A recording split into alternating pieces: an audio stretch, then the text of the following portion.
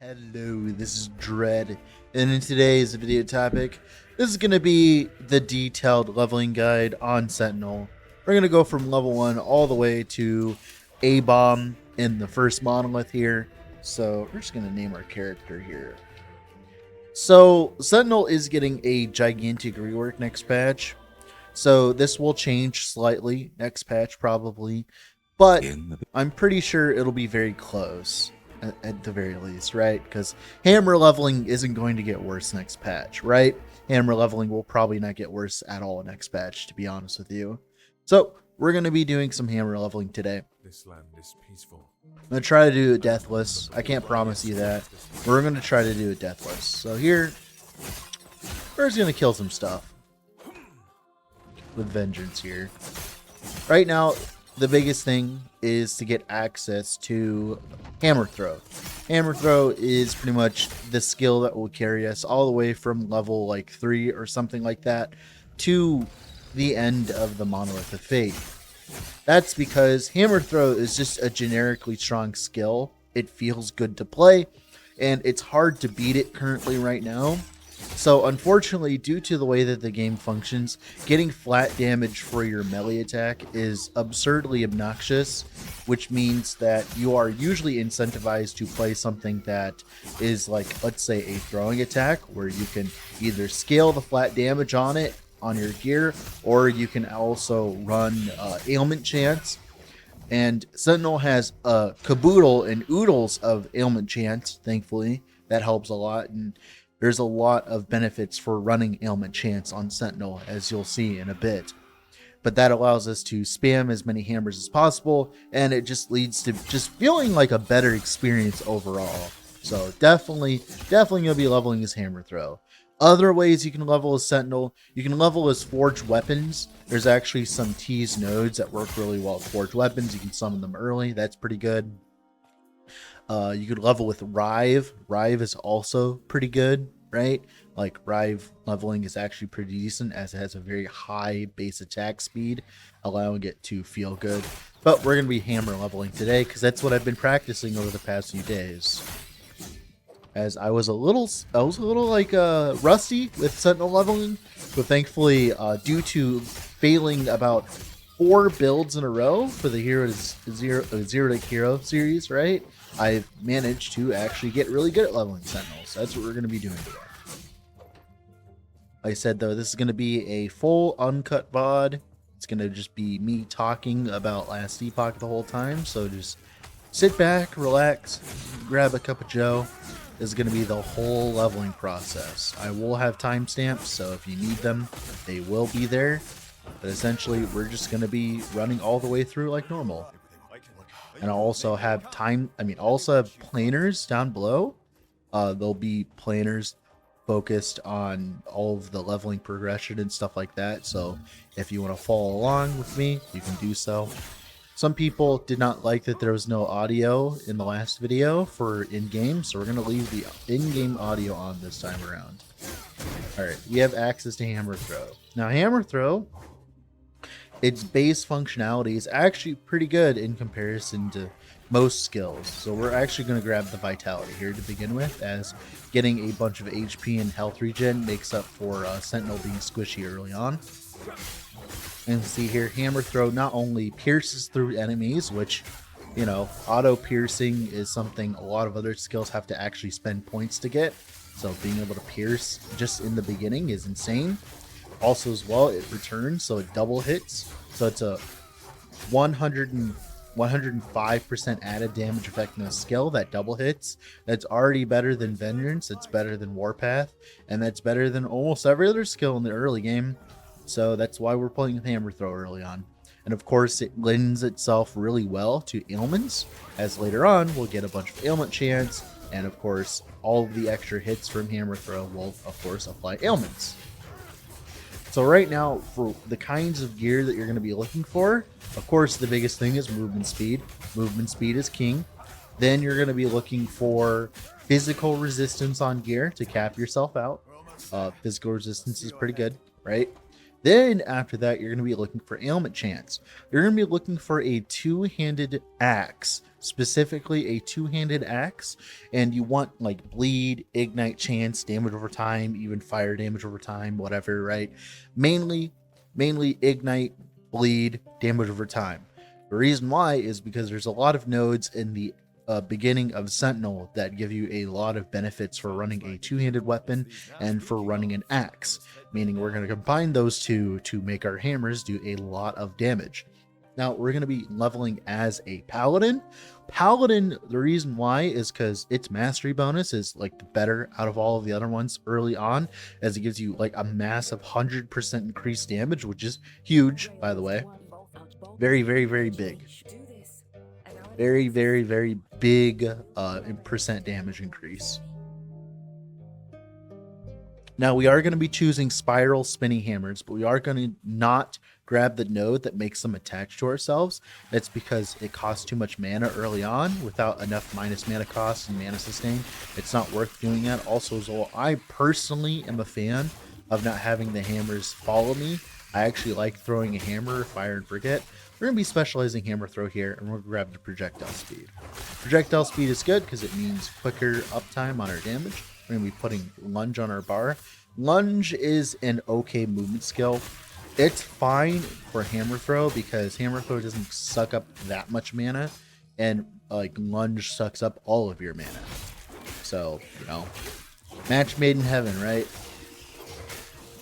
Lunge is pretty good for moving around quickly in the early game because you just simply point it off screen, and odds are you'll find an enemy to teleport to, which is great.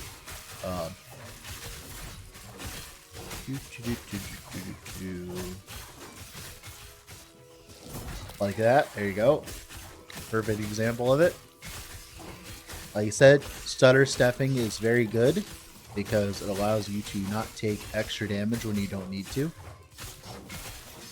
Anything with percent physical on it is an auto include on your character right now.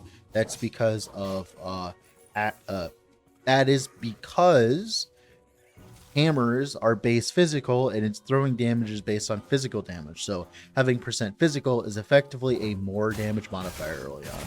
Remember, since we're playing this quote unquote hardcore, stay your distance. Keep your distance away from enemies. Don't try to get near them. Use your distance. We're a range build. No point in playing in melee range if we're a range build, right? No point in playing in melee range if we're a range build. Thankfully, we got that health on kill item, which helps out a lot in this stage. Make sure to look at shrines because it helps you pretty much delete the early game bosses, and this will definitely do that. This will help a lot. Haste is very good for us as it not only allows us to run circles around the enemy, but it also allows us to eventually deal with the boss very quickly. Now, we did get an extra level of hammer throw. So currently, the way that the game is built, do not grab the next node in hammer throw yet. You want to get two nodes in hammer throw before you swap. The reasoning behind this is it's actually a damage downgrade to grab the node that turns off the return, but gives you a 35% chance to deal double damage. Overall, that is a 40%, like that's less damage, right? Pretty much that's less damage. So you want to keep the return for now, and then we'll swap out of that later, as you'll see. So we're just going to keep this skill. We're not going to allocate it.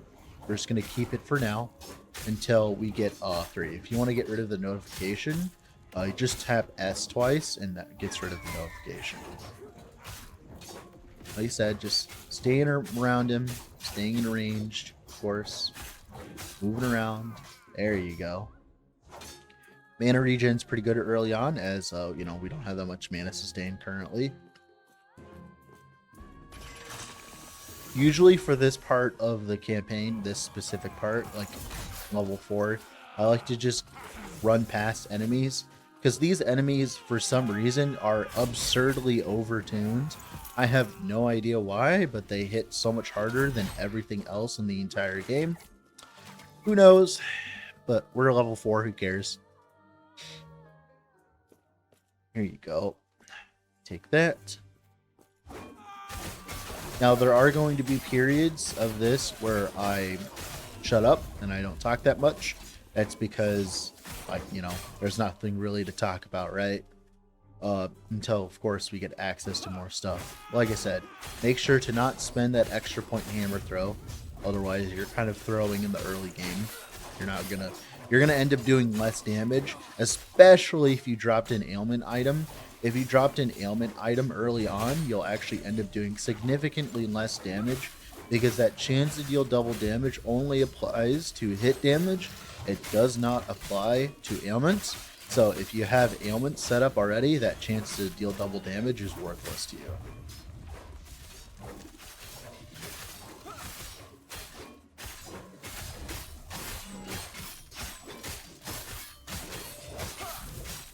Gotta abuse that return. Get those double hits. There you go. Silver ring is your friend. We love silver rings around here. 2 strength doesn't seem like much, but that's 8% more damage right there. Get that silver ring. Beautiful. We're gonna talk to you, and then we're just simply gonna go this way because we don't want to do this. We're gonna grab the Ravenous Shrine here. That's gonna help us out clear a little bit early on. Shrines are very good early on. At this point, they fall off very sharply later on, but in the early game, they feel really good as they pretty much turn you into an auto caster build, which is great. Really abuse that ripple it up time. You really do want to be killing some stuff in this zone though, because we need to get access to the next level on our hammer throw, right? Our next level of our hammer throw is like insanely important. So I usually end up killing more enemies in this zone in general, mainly so that I can get that extra level in hammer throw, because getting that extra level in hammer throw is insanely important for our progression.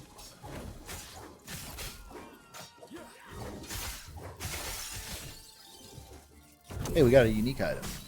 Hey. I mean, that's better than what we're wearing right now, so we're going to put it on. 30% less elemental damage is pretty good right now, considering everything shoving fire damage down my throat. There you go. We can put Rebuke on our bar. Rebuke is your get out of jail free card if you're surrounded by a bunch of enemies. Turns out in the early game you can just put down a Rebuke and you'll be just fine, thanks to it being ridiculous, right? It definitely falls off later on when, you know, you're dealing with enemies that actually deal damage. Right now, it's not that bad. Here, even more. That dexterity actually applies to our hammer throw, by the way, which is cool. Alright, this is where we can actually spec our hammer throw properly. So we're going to grab the note I said it was a damage loss, and then we're going to grab Iron Spiral. This is where it feels fine. Technically, it's a slight damage decrease than before, but the clear is absolutely insane in comparison because it's fire and forget. Generally, when you're leveling in ARPGs like this, anything that lets you fire and forget, quote unquote, is going to be superior than like trying to sit there and do damage, unless if you're like instantly killing stuff. That's because, you know, you want to actually be hitting things, and since we're an ailment build, like it works out in the end. Sure you have questions, but let me first check and make sure that you Sipping my coffee here. Nice coffee. Good. So to get this cutscene to actually happen, you need to like click on her. I've noticed. Double silver rings pretty good right now. Now we're looking for movement speed boots. We really want that movement speed. Especially as a hammer throw build, it just helps out a lot.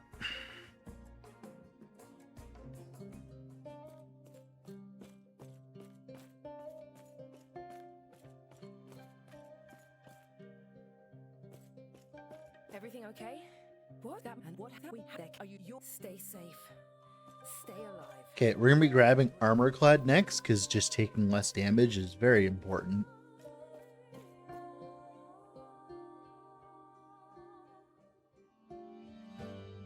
Should probably make a channel on my Discord. Sentinel leveling. Beautiful. All right. Cool.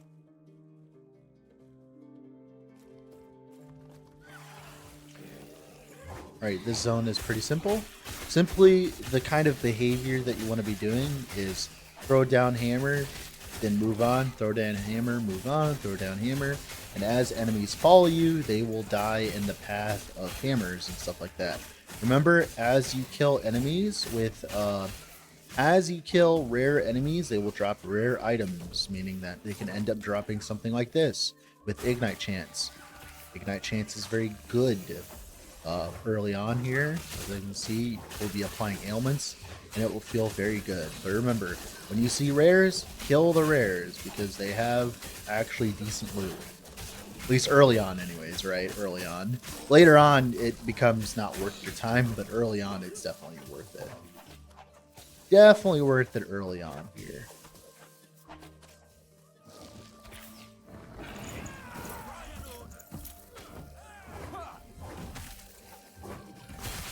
Of course, if you see any lizards around here, it's also worth killing.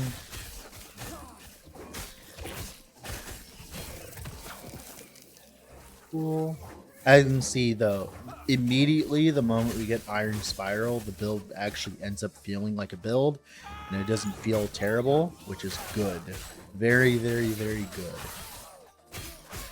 good. Like the moment you get any amount of ailment chance too as a hammer build early on, it's a night and day difference as well.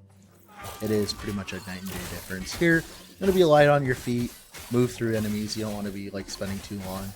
So one of the main things about this kind of setup early on, as you'll see, is we're going to be running a bunch of Ignite Chants. We do get a lizard here. We're going to be running a bunch of Ignite Chants. The reason why... Oh, shoot.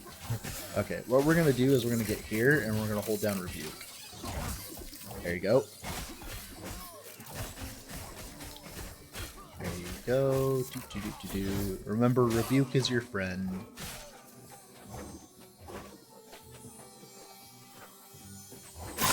Here's the lizard. Unfortunately, these guys are really annoying to kill with hammer though. Pretty sure it'd be better if I just attacked him. Yeah, there you go. It's much better to attack him with the melee attack there. Has damage over time percentage on it. We want that. We do want to be checking our nemesises that are very strong early on. Although this one is like kind of mediocre, so we will banish that. You generally want to be so if you feel like as though you're low on shards, though, you can definitely kill them and get a bunch of shards and all that. Now, one thing I want to note over here, this item here specifically, it has a lot of good stats. It is a guaranteed ailment chance early on, meaning that we can run Ignite Chance very early on. So if you really need that Ignite Chance, grabbing that personal stash is very important. Very, very important. So we're just going to run through things, and if we get too sketchy, we'll just run our Rebuke on them, right?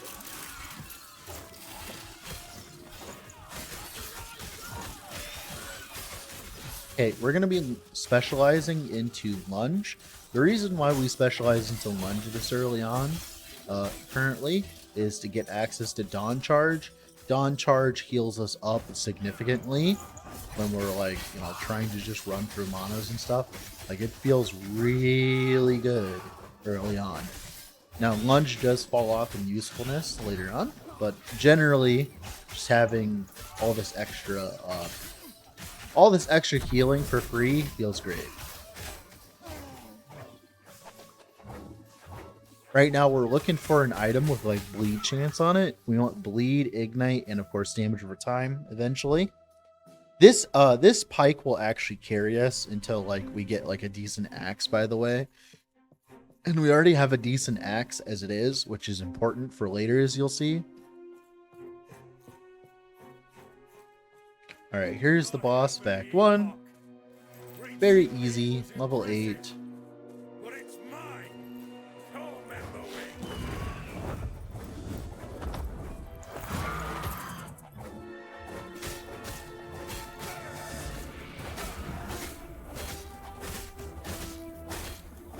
Epic fight noises.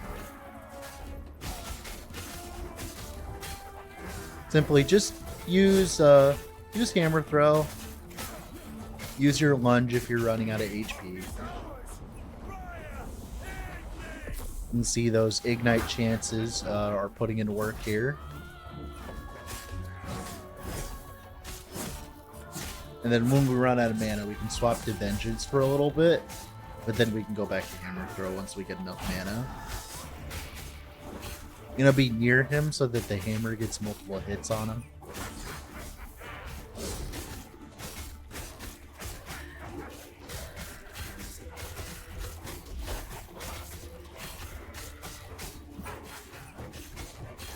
There you go, Harrispeck's Orion down. Anything good here? Movement speed boots, beautiful. Alright, now what we're going to do is we're going to take a snapshot and we're going to put down the timestamp of this. So this is 20.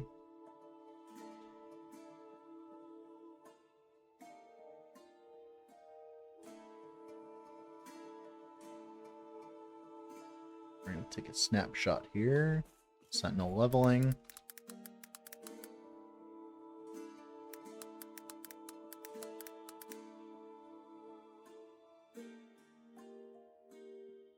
And this is what I have at the end of Act 1. I do have, of course, the chest piece here, but like all it does is just make me take less elemental damage. It's not that big of a deal, to be honest with you. There you go. Beautiful. All right. Now we're going to go to Act 2. Speaking of, let's head back to camp. I must reach Lena at once.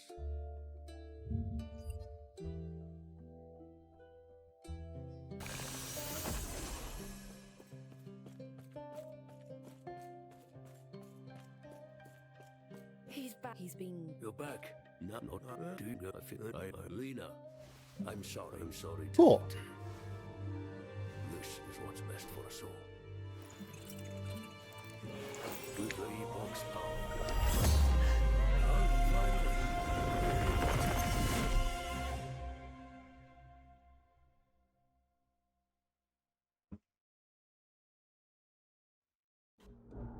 All right, Act 2.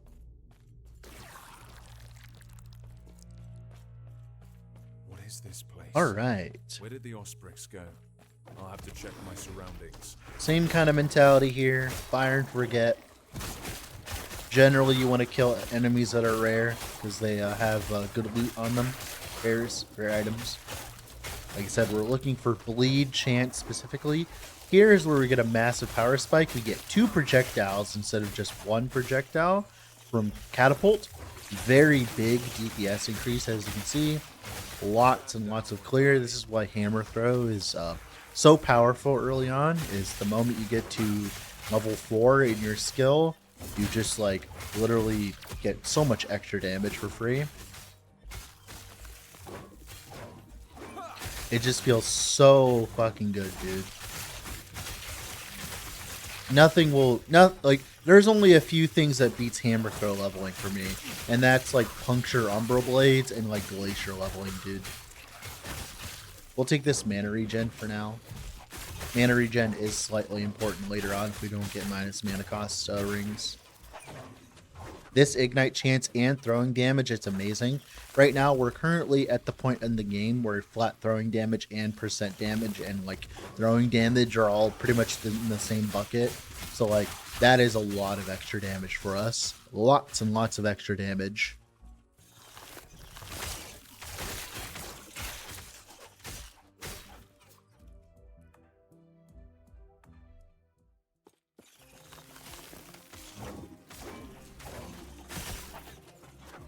Remember to abuse our lunge here, trying to suss out a target. There you go.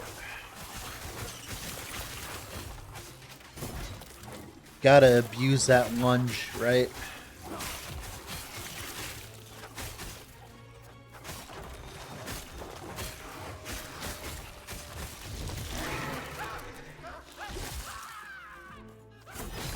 Bye, Felicia.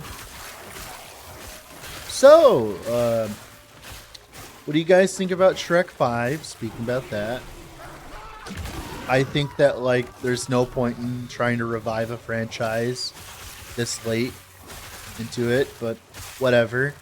You know, whatever works for money, right? That's what that reminded me of. Physical resistance, always is king early on. Not dying to physical damage is insanely important in this game.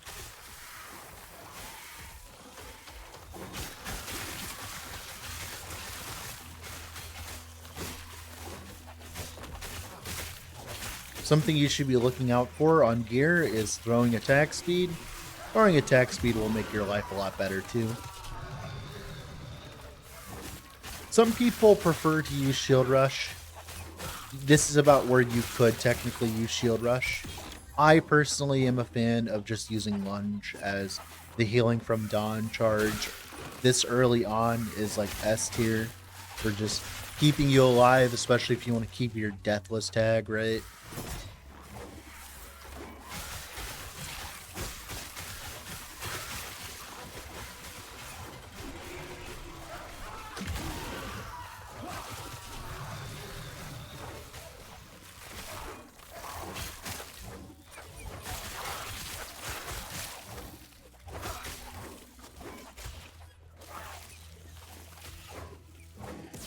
Alright, cool. Yeah, pretty much now we're just in the mindless grinding part of the campaign. Just kind of turn your brain off, just work a bit. That'd be good if we're playing minions. But we're not. Alright, this guy is notoriously like kind of like a little bit scary if you're just kind of trying to sit there and face tank him. So be ready to use your pots. Use your vengeance. You do take less damage while riposting and stuff. Beautiful. Throwing damage. I don't think that matters actually because our relic's pretty good and by the time we swap it out, it won't matter. Council Chambers. Now, this character is one of the kind of characters that abuses access to we're going to swap out to that because it has attack speed on it now. This is one of those characters that swaps into using Avarice Gloves. That's because we're going to be scaling Ignite Chance, and we actually scale Ignite Chance on purpose so that we can leech from our elemental damage. It's very important as, you know, keeps us alive in the campaign. Unfortunately, Sentinel, with the way that it is currently, it doesn't have that much leech early on, so we're kind of forced into, like, trying to get as much sustain as humanly possible. Thankfully, EHG added Healing Hands recently, which helps out a lot in general. Healing Hands is just a really good skill, and we're actually going to end up probably beelining towards it once we get to, you know, 20 out of 20 out of the base Sentinel tree. Remember to kill rares, of course. They do drop decent loot. If you're falling behind on loot, make sure to kill rares.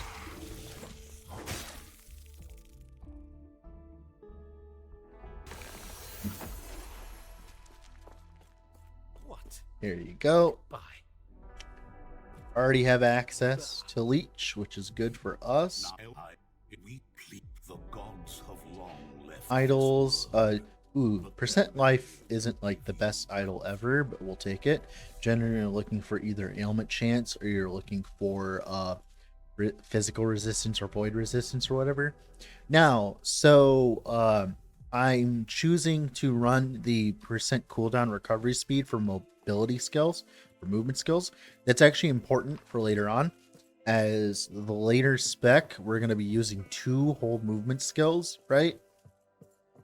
With this setup. So we're going to want all of the cooldown in the world, pretty much, for those, as you'll see later on.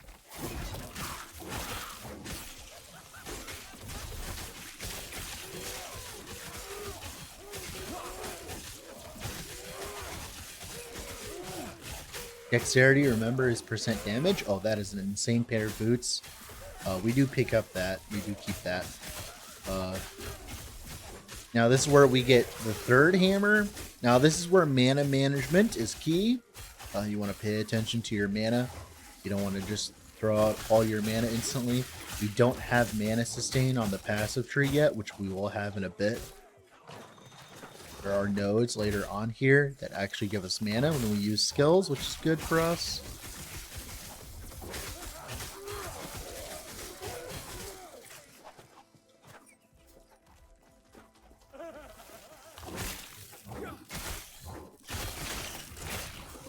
As you can see here, lots and lots of damage, lots and lots of ailment stacks. It's exactly what we'll only be looking for this kind of setup early on.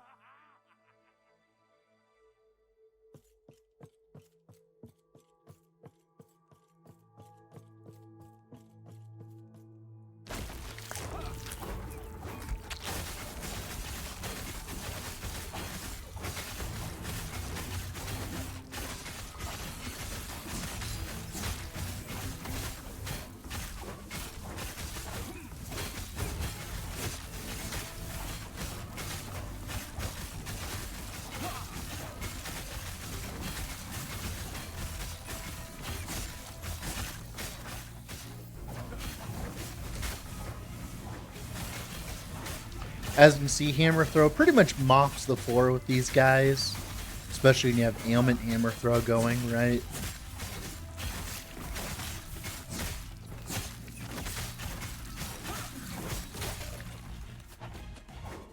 Beautiful. Poison on hit is a acceptable alternative to bleed on hit early on, but you definitely want to be swapping it out later, as poison has less base damage than the other ailments, and it's hard to stack up a bunch of them early on to take advantage of the penetration. So it's definitely something that you don't want to be using if you don't have to, pretty much. Like if you don't have access to that much poison chance, it's really not worth it early on. Unfortunately, EHG saw to it that poison is the worst ailment in the game. It's not necessarily the worst. There are worse ailments, but you get my drift. It's not good right now. It's not good right now. Remember to check your idols. Beautiful. Beautiful idol to get. Just turn off my brain.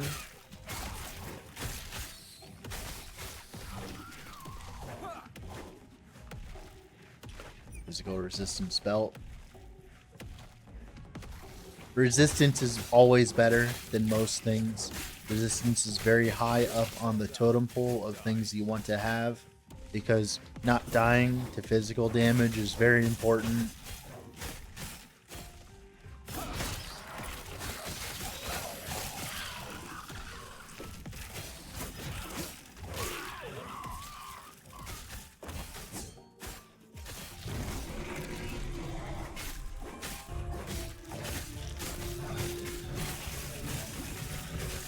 Kind of just appreciating the music, you know. I usually don't listen to the music this early on, so I'm usually like jamming and, you know, mute like my own music or whatever.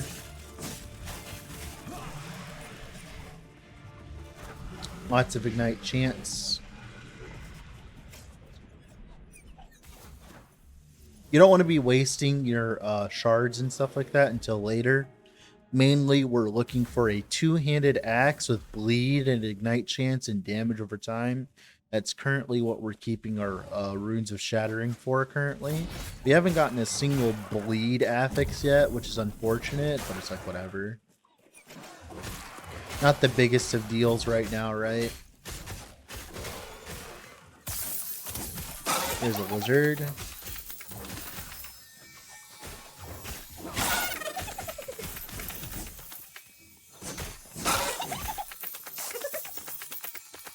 Gonna kill this lizard. Always worth killing lizards early on.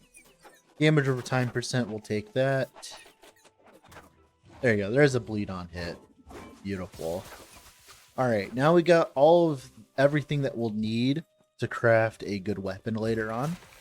Like I said, you want bleed, ignite, damage over time. That's what you want on your two-handed axe. Remember, two-handed axe. Not a one-handed axe, two-handed axe. This item that you're going to be crafting is going to carry you all the way through the campaign, as you'll see, pretty much. Unless you get lucky and like get a better item. Of course, you can't always just get lucky. What? It changed as I leveled up? Really? It did? Wait, I never knew that. Alright, good to know. I've never had that happen before. I've legitimately never had that happen before. That is the first time I've had that happen. Well, first times for everything, right?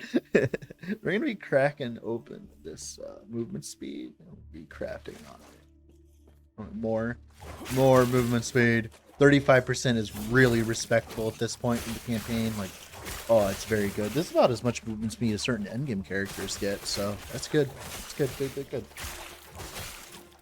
As you can see, though, Hammer Throw is just a very good skill early on, even though it costs a bunch of mana. It's fine, because, like I said, you're going to get access to Mana Sustain here in a moment.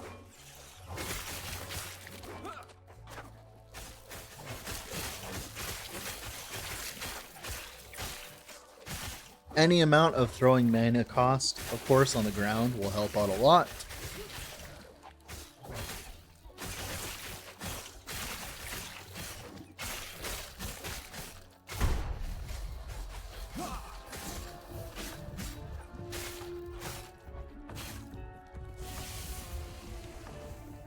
Just waiting for him to come over here. There you go.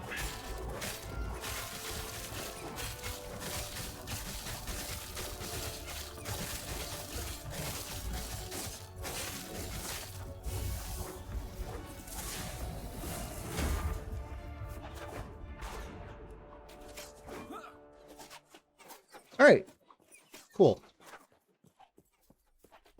That boss is usually very easy, very squishy boss.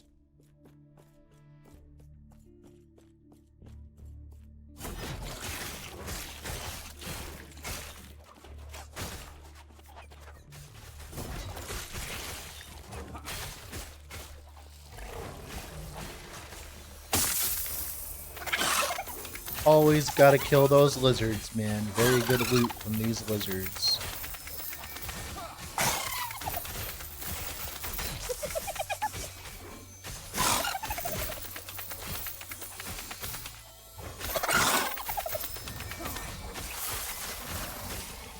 Movement speed, beautiful. Movement speed, even more. Nothing good there. Alright, cool.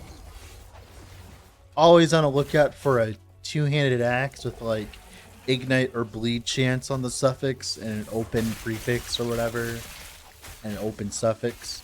The idea here is we just want to be able to craft on those 3 specific affixes I've been talking about here for a bit. Now we're going to be moving towards the attack speed here. You'll see later why. Normally the thought process is to go into the minus mana cost.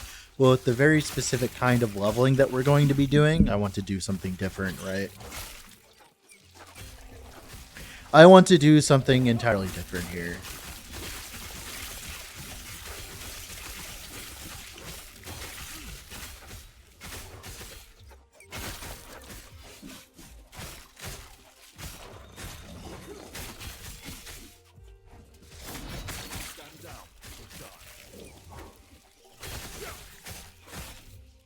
All right, cool.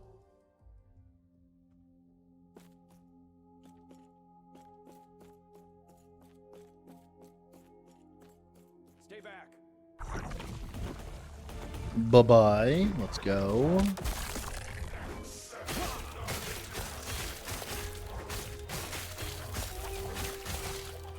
Here, we can just kind of sit here and just wait for our mana to come back.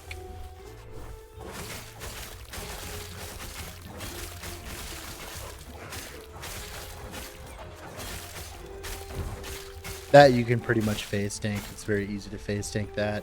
That you can't phase tank. That will kill you. You take multiple ticks of that, that will kill you.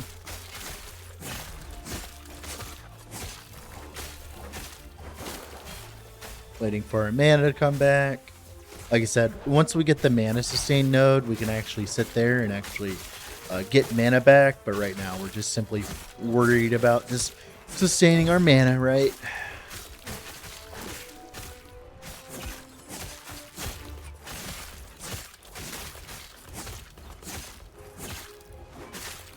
Vengeance is our skill of choice to use right now, mainly because the The DR it gives is very good if you're trying to keep your Deathless tag, as I am.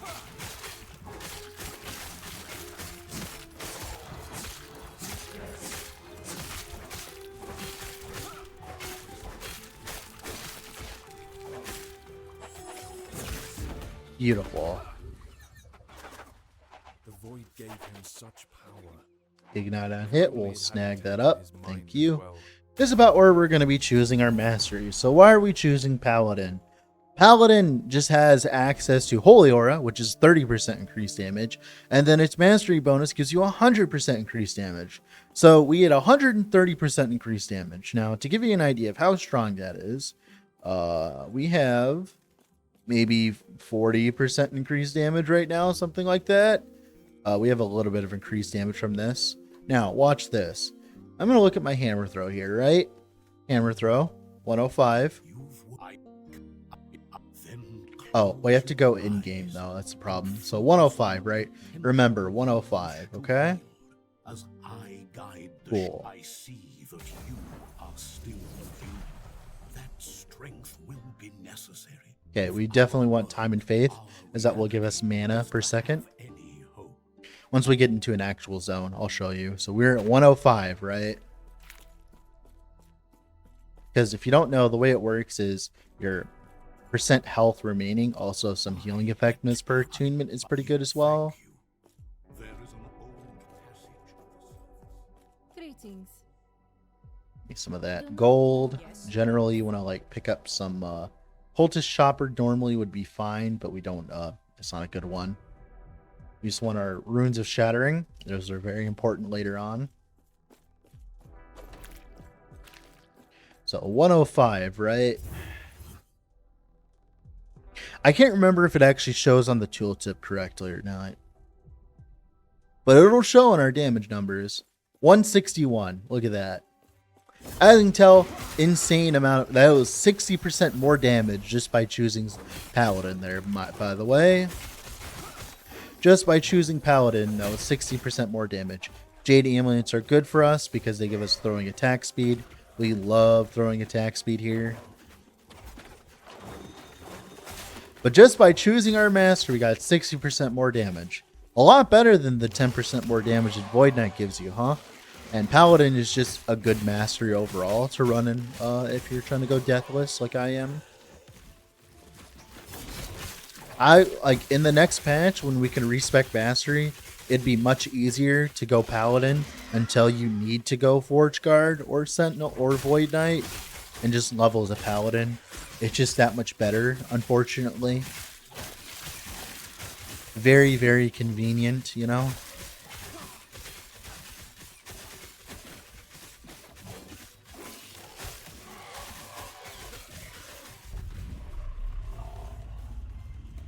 We're going to be looking at our stuff here. Okay, not really worth it. That's fine.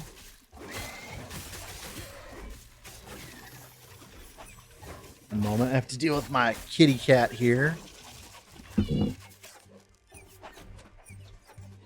Go. Sorry about that. Cool.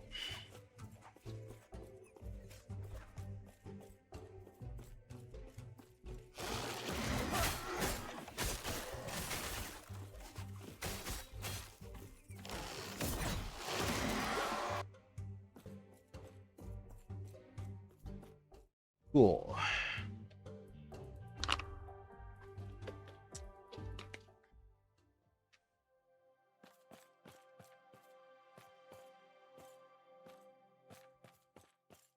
Okay. That's where things get a little bit sketchier. When you can start dealing with void terrors and stuff like that, right?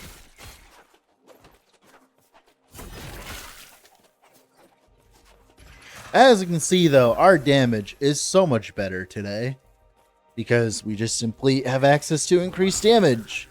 That's something that Sentinel doesn't really get access to too much early on. So just having any amount of increased damage helps out a shit ton.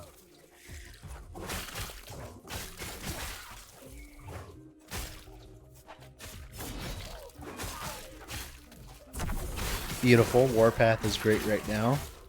Lets us just move between packs here.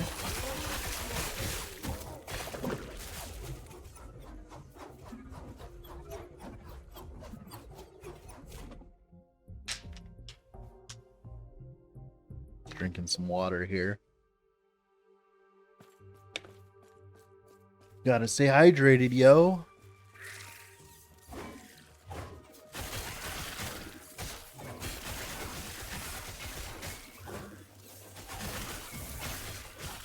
Ah, beautiful. This is what we were waiting for. This is like exactly what we were waiting for. One moment here.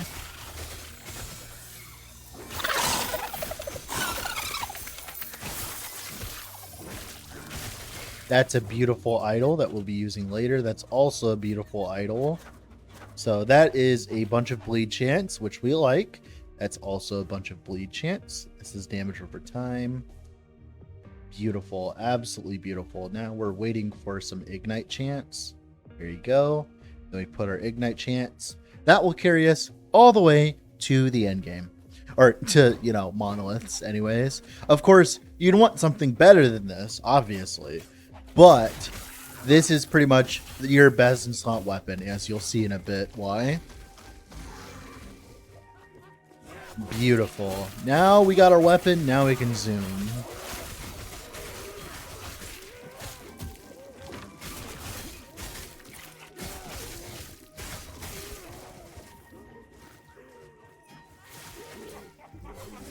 Doesn't really matter what you put in those points because we're going to be swapping it out very soon.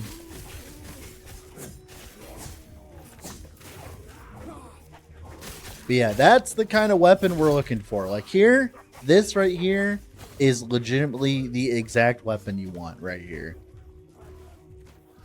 Very insane weapon. Very, very, very insane weapon for us today.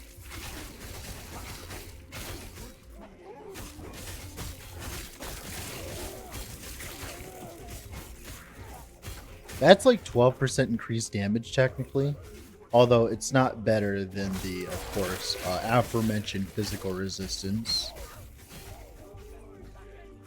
Because hammers do scale on dexterity and on strength at the same time, which is important to know. More attack speed, beautiful.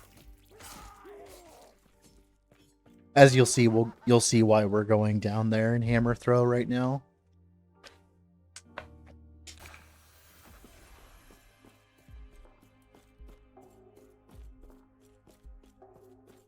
I don't think you have to talk to those guys, I'm pretty sure.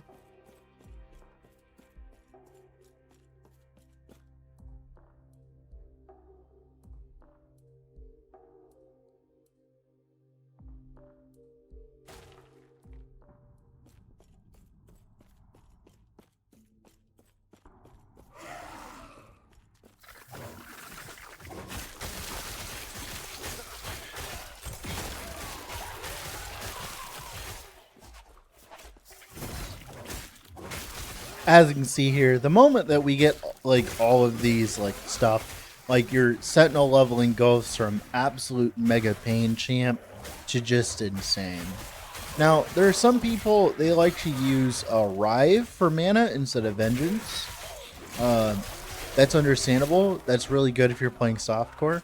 Right now, like I said, I'm trying to keep my Deathless tag. So we'll see if we end up keeping it or not. No. I could get crit randomly, right? I'm trying to keep my Deathless tag anyways. This zone, you just want to run past everything. It's not worth dying here at all. But all that Ignite chance, though, leads to us actually being pretty tanky. Because now we can actually leech from our damage, which helps out immensely.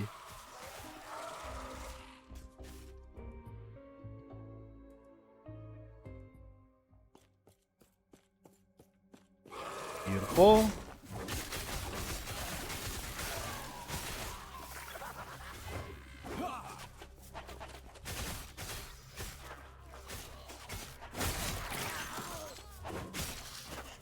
We'll take that damage over time and slap that somewhere else. You can actually drop like a lot of the ignite. No, we'll keep them for now. Actually, inventory management is a pain, but you can always just use a stash tab. Oh, our Burrow Circle. Oh shit. Okay, the lag there. We kill for arboreal circuits, man. I will take one of those. Thank you.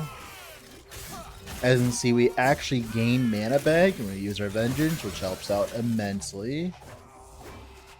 I am a slut, an absolute slut for movement speed. Here you go. Beautiful. Now we're 43% movement speed. Look at that. We're zooming now, baby. Movement speed is insanely important to speeding up your run. It's night and day difference, man. Night and day difference.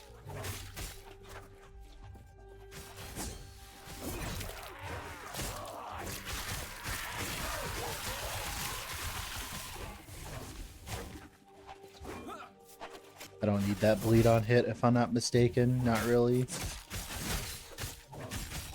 Thankfully, ailment chance is very easy to come by, so you don't have to like go too hard for it, right? As long as you have some ailment chance in your inventory to shatter later on. It's not that big of a deal. We ended up getting our best in slot weapon, and it did run out of forging potential, but that's fine. It's like exactly what we wanted, so we're not going to complain right now, right? We are not going to complain right now.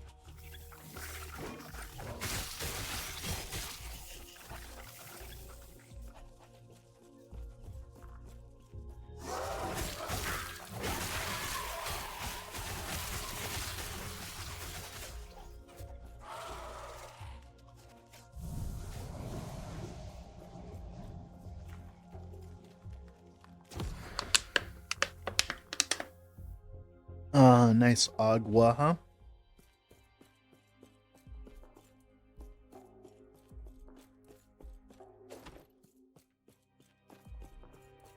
This idol will do very well when we get to it. Very nice idol. Once we get to Monolith. One thing you can do, this is something I do every so often. Don't bother being a Grinch. You can use your stash to dump trash. That's what I do anyways. Just so that if I need it, you can always empty it out later.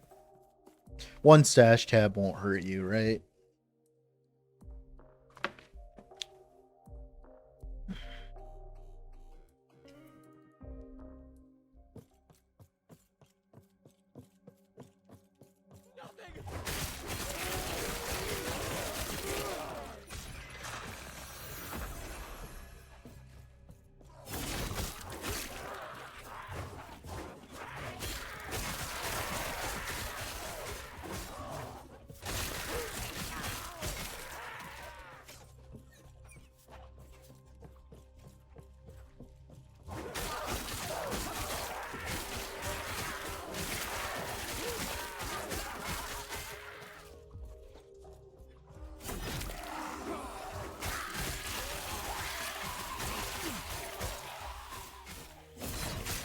Very comfy leveling, though.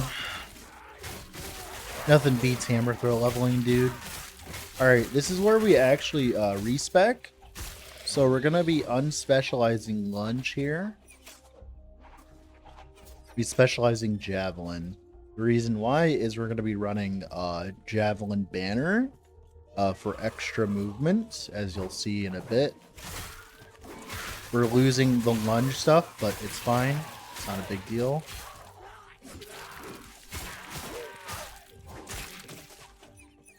Cool. Me putting points into Forge Guard, I'll explain later. Pretty much that node that we're putting points into now in Forge Guard. Just a 5-pointer that will give us 75% chance to bleed while looting an X. I'm sure you can guess. That's a lot of chance to bleed. That is a very large amount of chance to bleed early on. Very huge power spike for Sentinel in general. Actually, I think we can't do that. Wait a moment, I'm dumb. Actually, we should be speccing into Paladin. I'll fix that in a moment here. Don't do that. Actually spec into Paladin's nodes. You'll see in a bit why. We're going to do that real quick in a second here. There's reasons why. I did some testing earlier, and yeah, it's way better just to go for Paladin first, because there's a specific skill that we really need. So pretend I didn't say any of that. Greetings. I'm gonna unspec out of this, and then we're gonna spec into this, into Conviction for the damage, right? It gives us Fizz Pen, Fire Pen, and percent physical and fire, which is really good for a node, right? As we're doing physical and fire damage, right?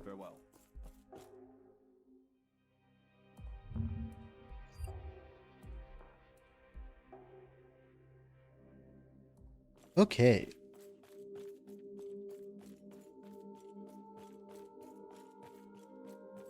Banner will be very important later, as it gives us a lot of extra movement, while also it gives us movement, it gives us healing, and if we sack attunement, it gives us damage. It's just really good. As you can see here, he actually deletes your projectiles, so you actually want to wait until he actually spawns first.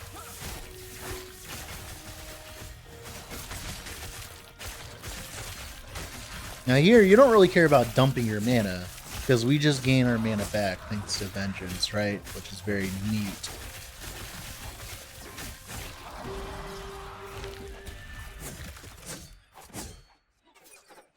Beautiful. That throwing minus mana cost is very important.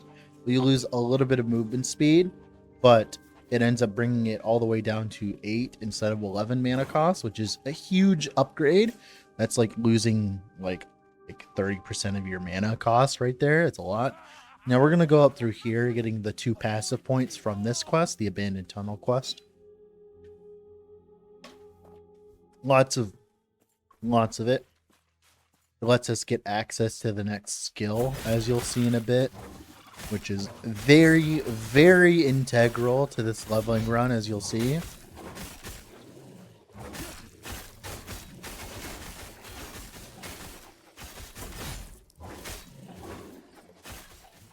Just waiting for that level up on that Javelin, yo. Javelin is like such a good skill for leveling, specifically in terms of its utility. The movement it provides, the healing it provides.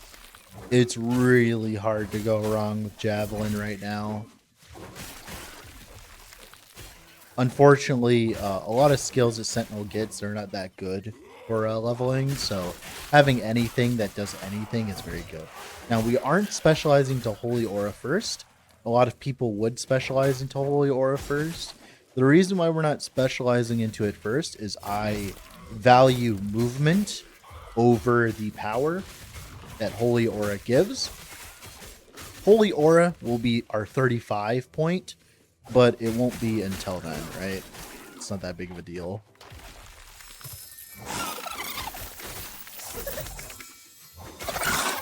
Yeah, Holy Aura will be our 35 skill, but for, you know, the next one, the level 20 skill we're about to get, is absurdly important for this run. There's some throwing attack speed, actually. So we're actually going to take that. And we're going to, like, get it, put it somewhere here. Well, that's if we had an item that was open for it, but we don't. Once we get an actual item that's open for throwing attack speed, we'll put it on. Throwing attack speed is very good, as it helps you dump out your mana quicker, and then you can swap into actual damage later. It's very useful.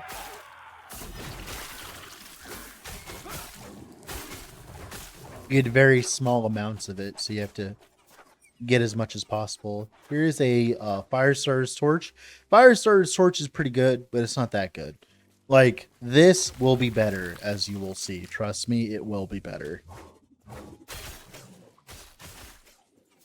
Right, Javelin. Dash to flag combo. Now we have effectively 2 movement skills, because they don't share cooldowns. Look at that. Isn't that nice? And it'll get much better later, as you'll see.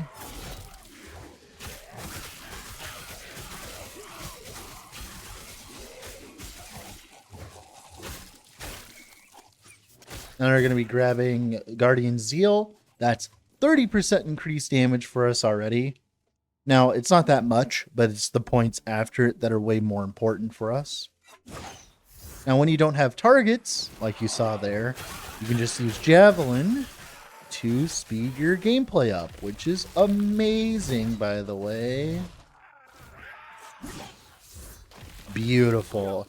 Oh, it feels so good to use Javelin, dude. My beloved.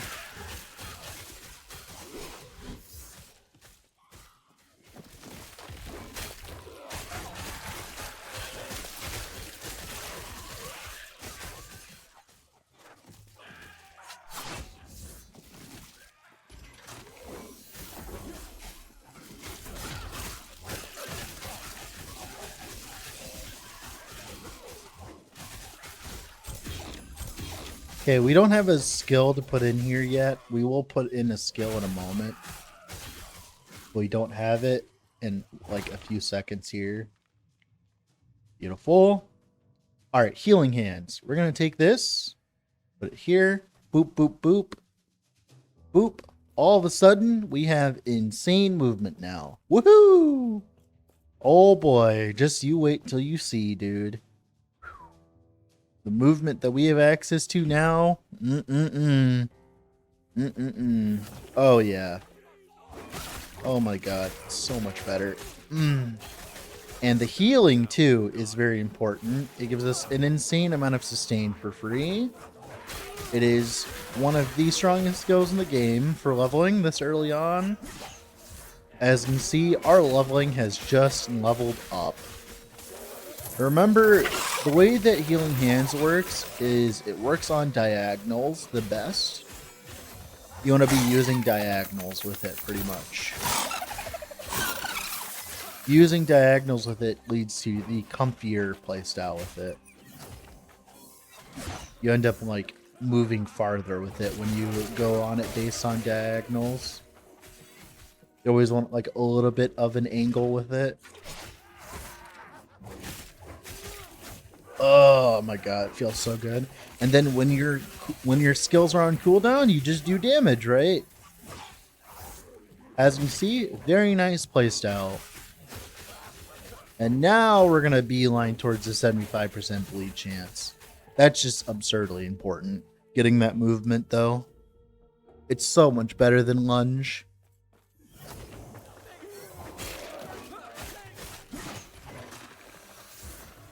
Yeah, when your stuff isn't on cooldown, you just simply attack stuff. And then when it's not on cooldown, you use it. It's that simple.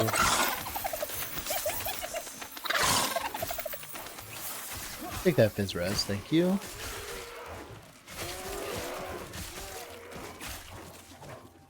More movement speed for later. Here we're going to be grabbing Banner of Restoration.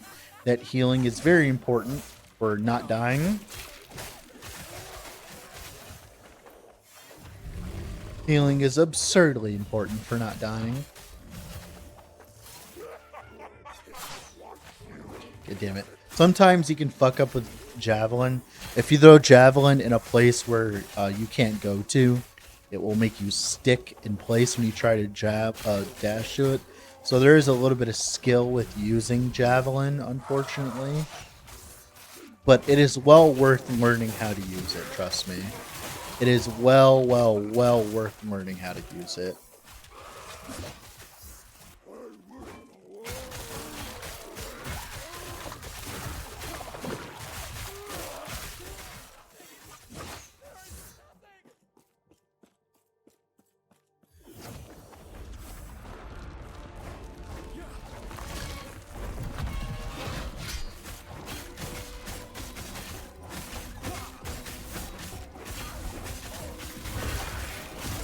I can see our damage is ramping as well. We're grabbing Cleric's Hammer so that when we smack with our Vengeance, we get access to the healing. And all of that combined leads to us feeling pretty tanky. Great battle is lost here. Darkness is all that is left.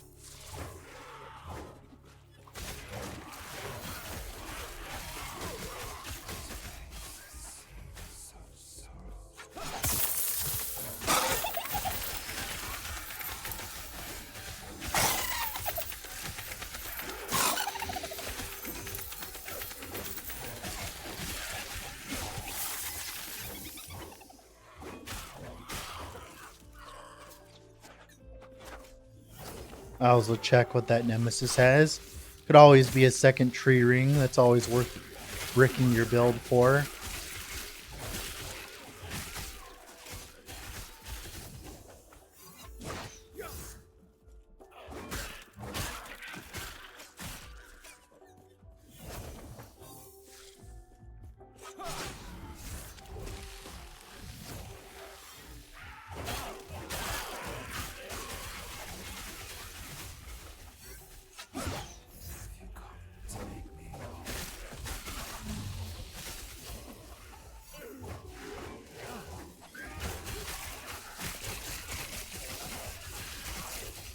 Snag that up. That is bleed chance.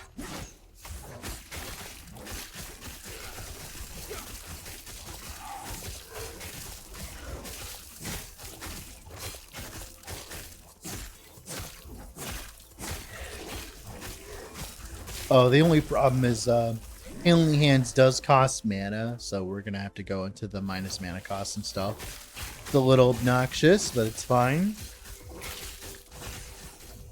That's something that gets fixed later on. That's not that big of a deal.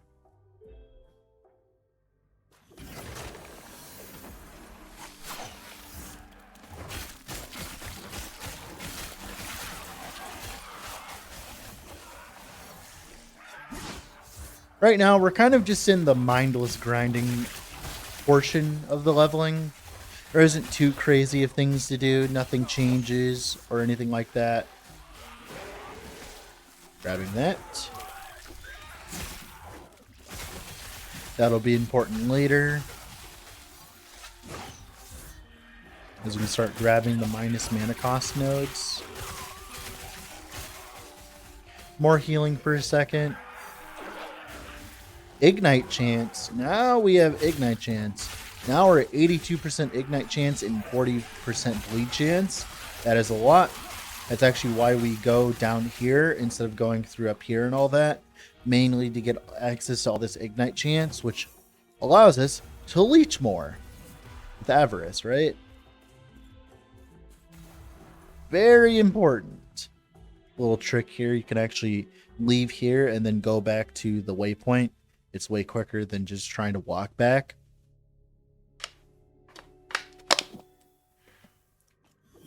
Beautiful. Oh, I aimed way too far off there.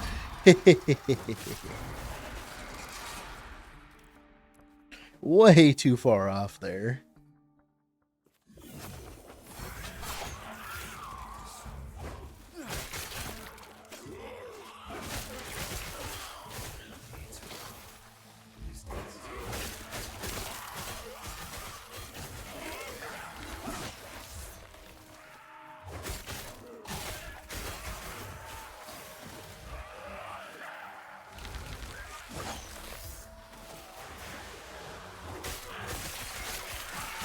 None of that's worth it. Oh, no. Oh. We almost lost our Deathless tag. We're fine. We're fine. That was a lot of damage, man. That was a lot of enemies and a lot of damage. That was a little sketchy. Lots of damage over time because, you know, damage over time in last Epoch is very balanced, so... From the enemies, anyways. Our damage over time is actually pretty balanced. It's the enemy's damage over time that's not balanced.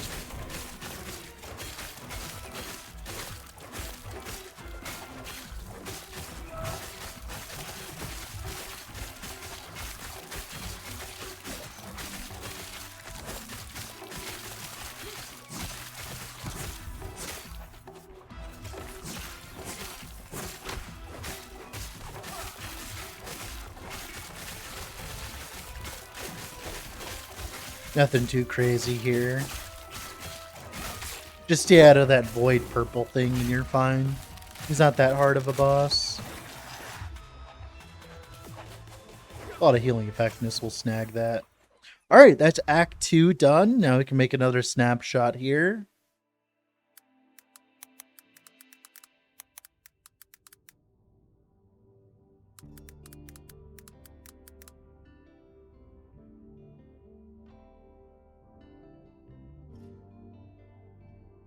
Yoink.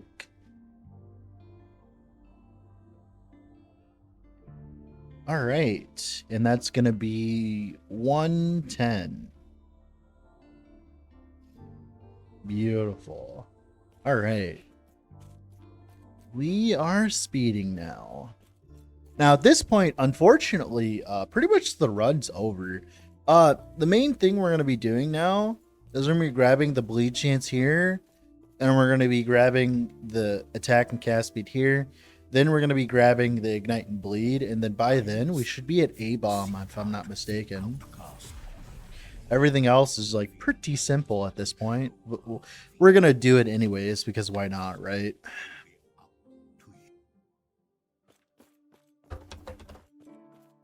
As haters will say, I'm doing it for the watch time, right?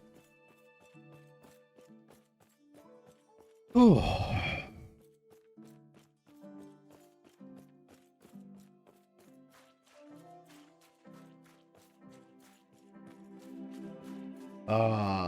So relaxing. Game looks pretty sometimes, you know? Game does indeed look pretty sometimes.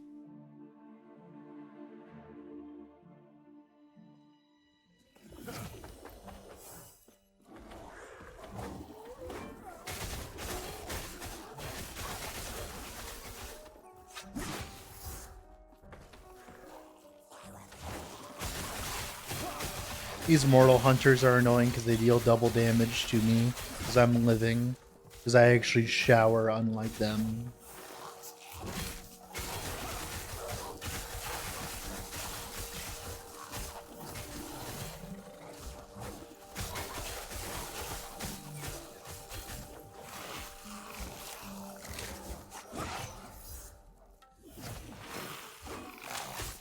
Having this heal over time is just very integral early on. It ends up making you feel so much better.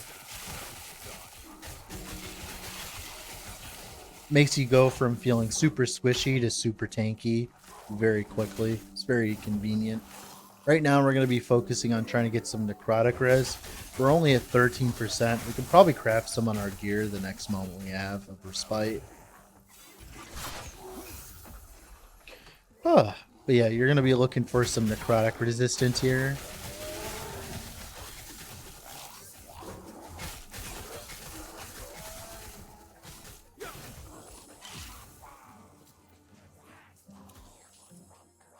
Okay.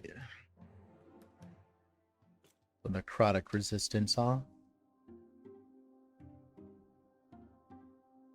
There you go. There's some necrotic resistance.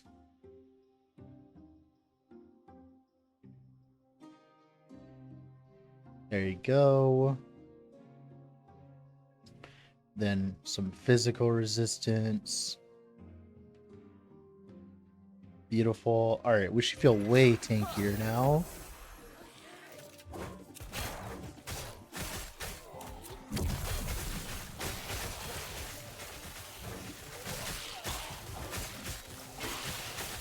Always grab a shrine when you can, you know? In the early game like this. More healing from Javelin. Always want more healing.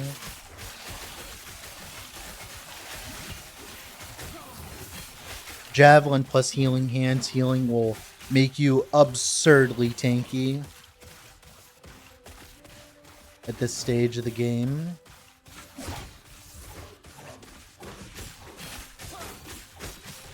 As you can see here, we can pretty much just space tank everything here because of all that healing. It's a lot of percent damage over time. We'll take that.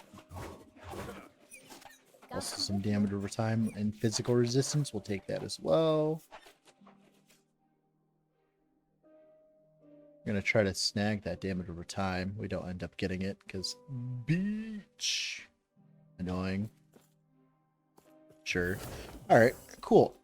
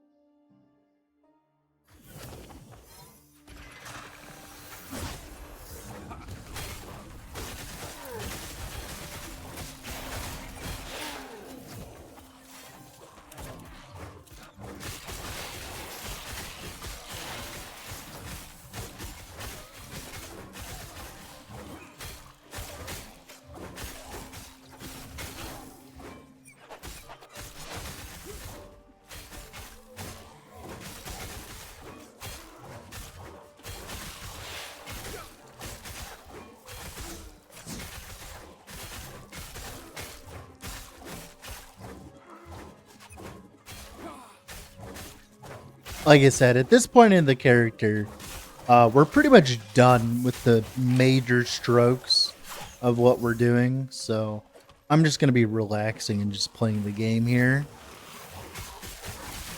I will comment when I need to. Right now, we're pretty much just zooming, man. Pretty much just zooming.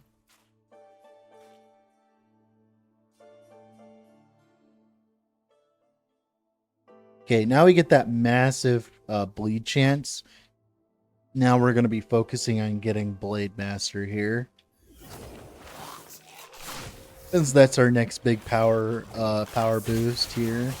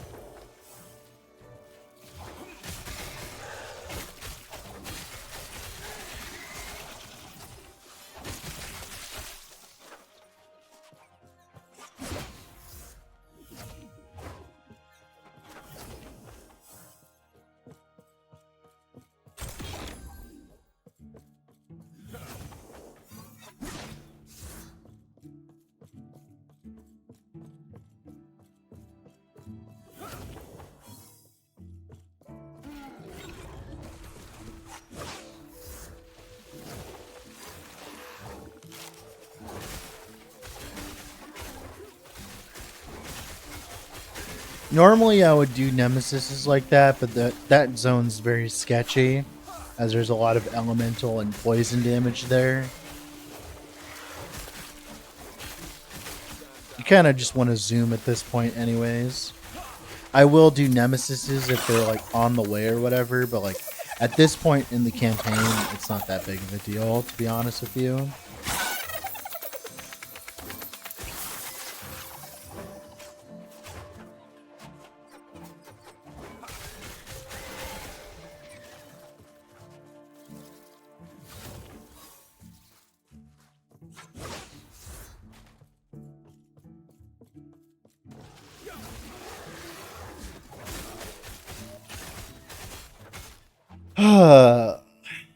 Still trying to wake up here.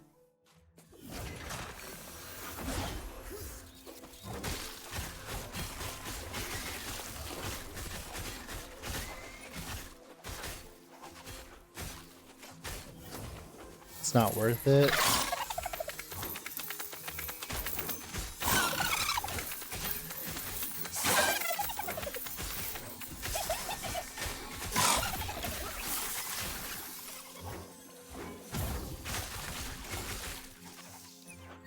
Okay.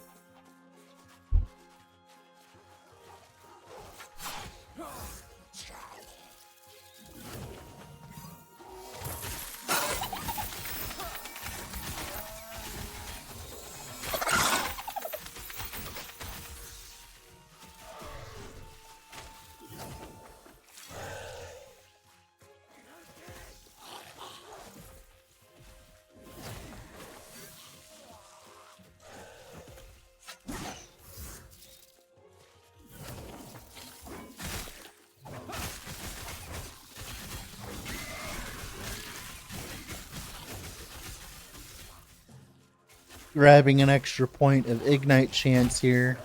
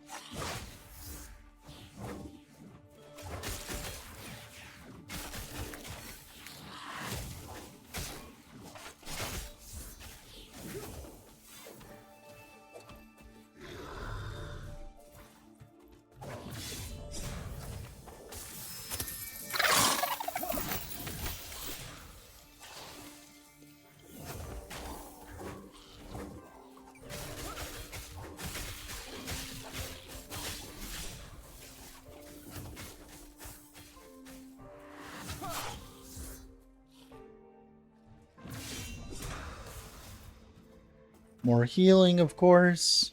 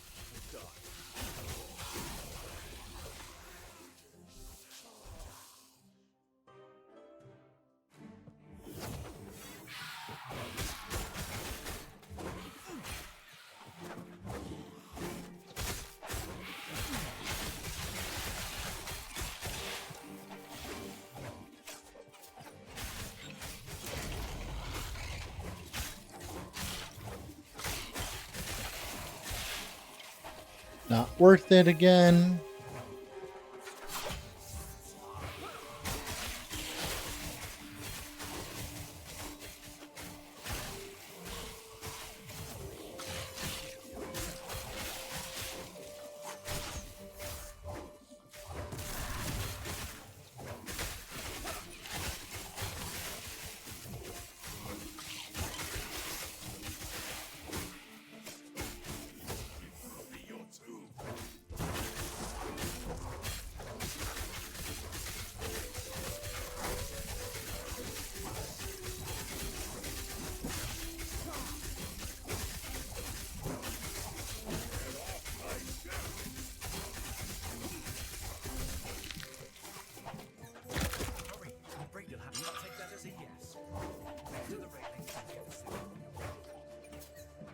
That's a chest. Thank you. Caps our physical resistance. Exactly what we want to see right now. Also, buy Hearten. It is a wonder I didn't. You washed its top. Yeah, I'll only slow you down. Okay, this is the zone where all of that healing, all of that sustain that we spec'd into matters. This is where, like, all of that matters. Because ailments in the campaign are absolutely disgusting to the nth degree. For some reason, EHC thought it was really funny to make every enemy in these zones deal absurd, and I mean absurd amounts of poison and bleed damage. And Hydra poison is probably one of the worst things humanity has ever concocted. It does so much damage and has such a long duration, and if you don't have cleanse, it sucks. This is actually why almost every single character that I make now for leveling has all been focused on sustaining my life through these specific zones. I may seem like as though I'm just zooming through these zones without too many problems whatsoever, but I promise you, it's because of all of the work I put in. Like, the last hour and a half has been to zoom past this zone. That has been all of the work that I've done. Every single millisecond of my time has been put into making sure getting to this zone doesn't feel like ass. Having Javelin, that's why we have it. Having Healing Hands, that's why we have it. Insane mobility, so we can move past all the enemies that do absurd amounts of ailment damage. Having the Leech and Sustain from Avarice, so that, you know, as we're doing damage, we don't instantly fall over. Having insane survivability by grabbing a bunch of, you know, armor and stuff like that. All these are the whole reason why this zone is cancer. And there's, trust me, you think this is cancer. There's a zone later that's even worse that you'll see. That's the real zone. That's probably the, there's a zone coming up that is probably one of the worst zones in the entire campaign. Holy fucking Christ. Holy shit, that was a crit, I think. Holy fuck, dude. Holy gigafuck. Look at that Hydra poison. Look at that damage I'm taking. Zooey mama. Imagine if I didn't have all that healing and stuff.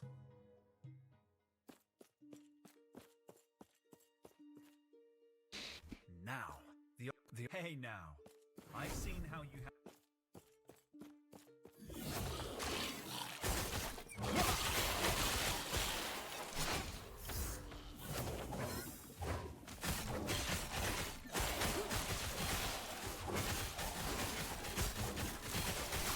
Stand down or die.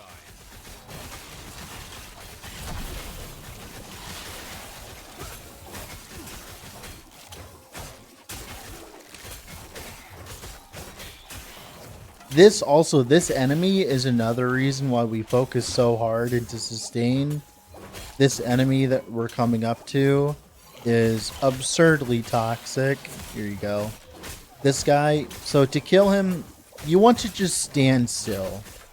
I know it doesn't seem intuitive, but he throws a lot of poison traps around you, and you're better off just simply not interacting with him. There you go. Beautiful. If there's a soft core, I'd pick those up, but it's not, so. Well, quote-unquote soft core. Right now we're deathless, or whatever you want to call it, right? Same difference right now. But yeah, all the sustain that we've put into our character has been specifically for this zone.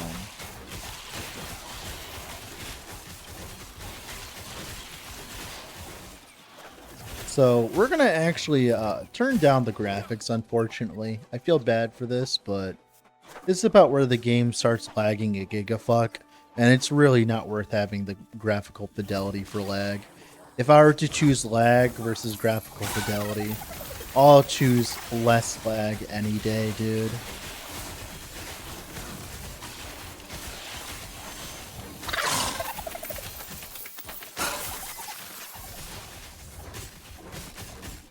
I'll choose less lag any day, man. This is where an extra passive point is, by the way. It's in Meljeka.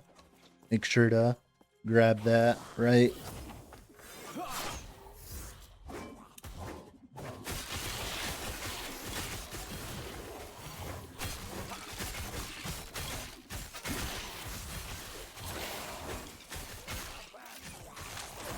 That nice throwing attack, like, that is generic attack speed, by the way, so it works for throwing attacks. That's why it's so important for us.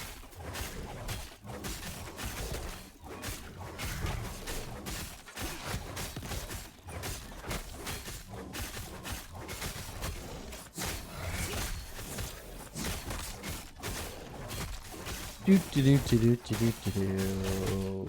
Thank you. 3. You can totally get a negative coverage. Whew.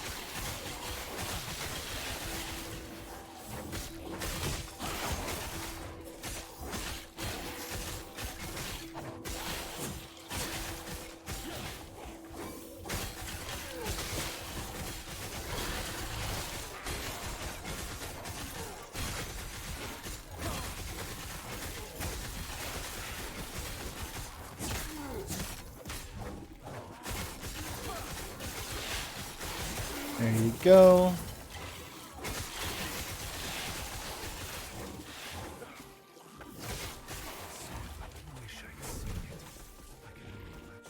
Okay.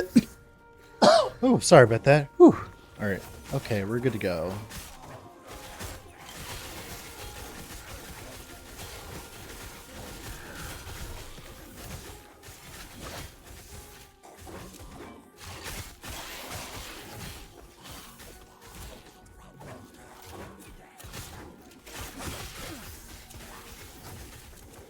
Stand down or die.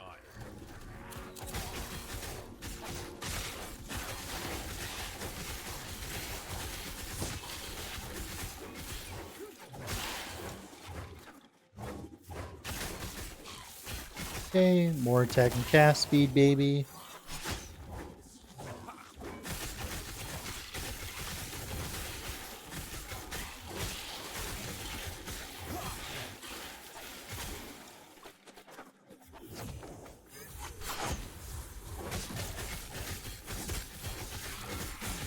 This guy, those fizz dot tornadoes actually do a decent amount of fizz damage, so be careful with those, especially if you're squishier than I am at this point.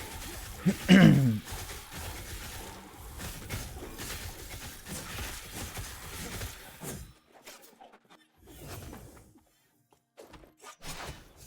so close. A word of advice. Don't All right, ask one anyone moment about here. diamond matrons. You'll regret it.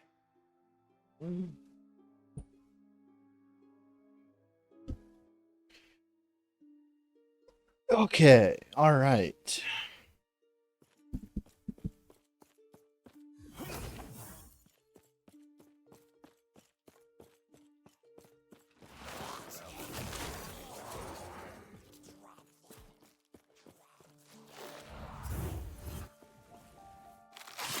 There you go.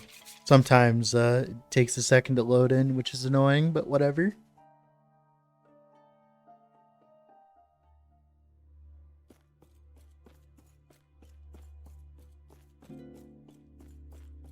That's not worth keeping. It's like not that much bleed chance for such a large idol, right?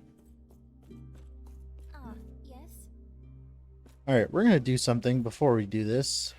Do you have any poison? Oh my god, we do. We're crafting poison right before this zone. Mainly because this zone sucks. Stay safe, traveler. Alright. Greetings.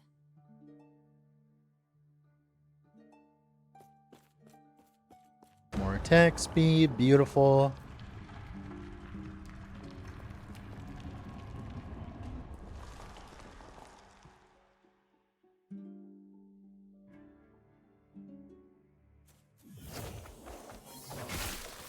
Alright, this is the zone we've been waiting for, ladies and gentlemen.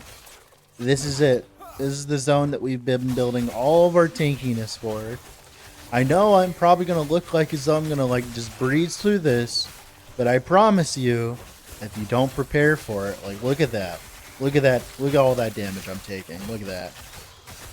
Look at all those dots that I have on my character, right? This is why we spec so ungodly hard into survivability. If you're wondering, it's like, Dread, you're specking a lot into survivability, aren't you? I'm like, yes, I am. Because this zone sucks. I don't know if you know this, but if I die, I go all the way back to the entrance there. I've died enough times in this zone. I hate it. And everyone else hates it too. All the people who speedrun to like monos and shit like that, into powered monos, they actually skip this zone and they go straight to monoliths. This zone is more cancer than monos, which is hilarious, by the way.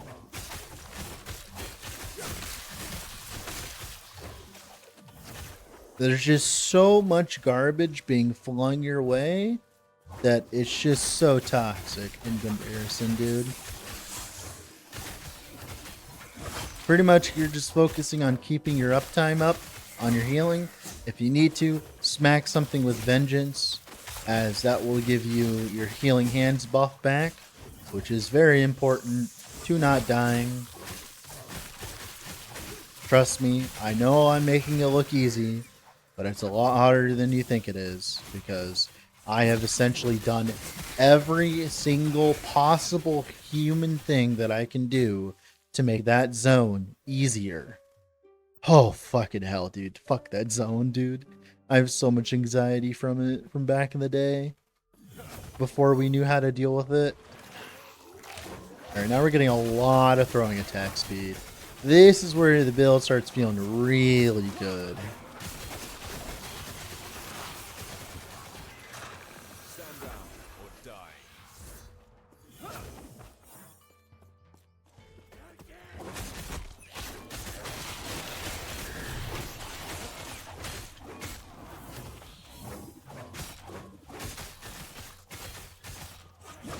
And now, we can just simply zoom again. Now, we're done with the worst part of the campaign. We're gonna need a little bit of light, a little bit of res, a little bit of cold res here soon.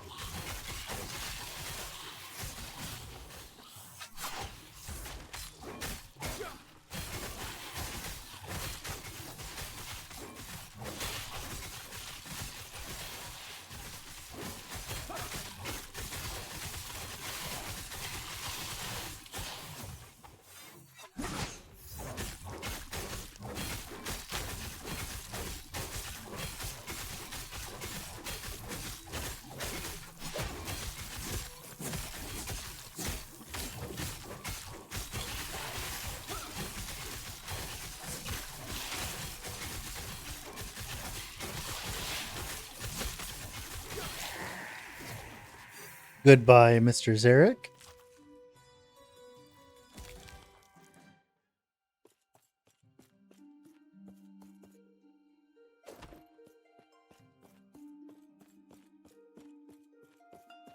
Okay, getting very close to the end here.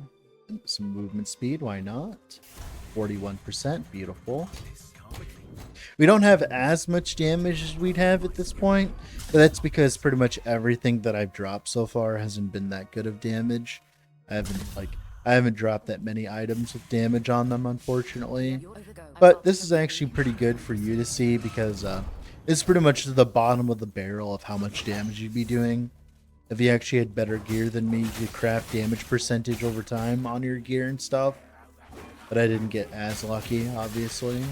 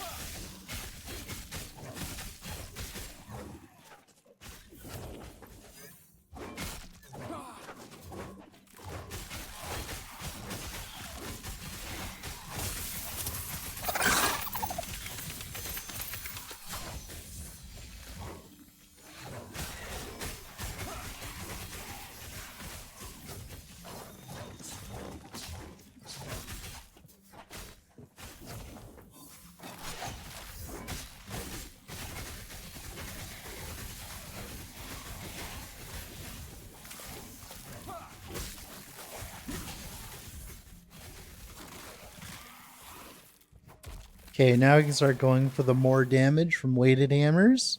And now our hammer throw is very close to being done.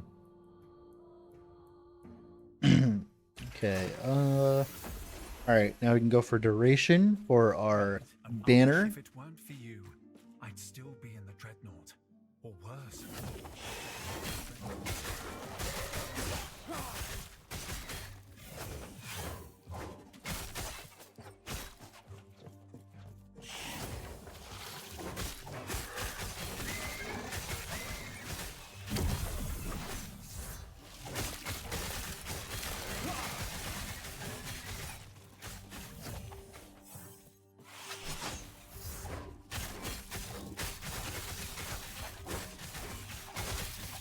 Not the kind of boots I would want at this point, to be honest with you.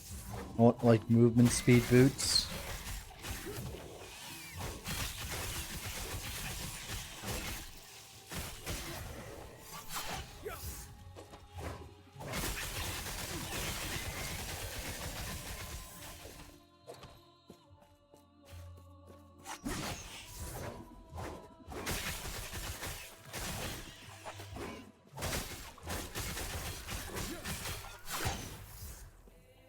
Okay, now we're going to start going towards this node currently. We're going to keep grabbing the strength there. This node just ends up giving us an insane amount of ailment chance, which is great. That's why we're running the two-handed axe.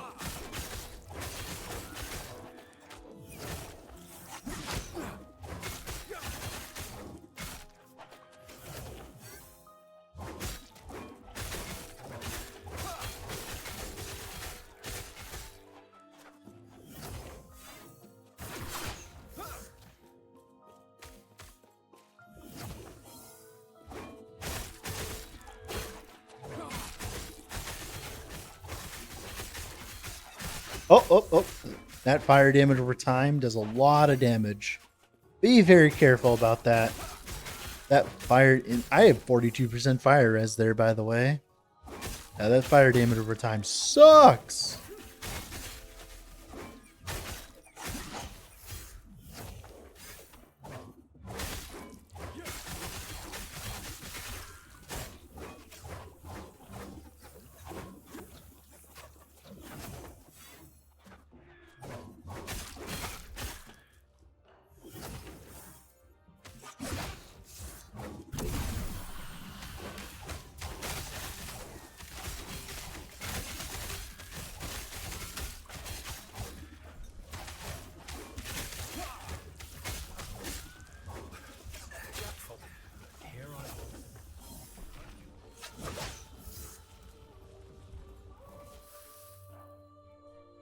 All right, cool.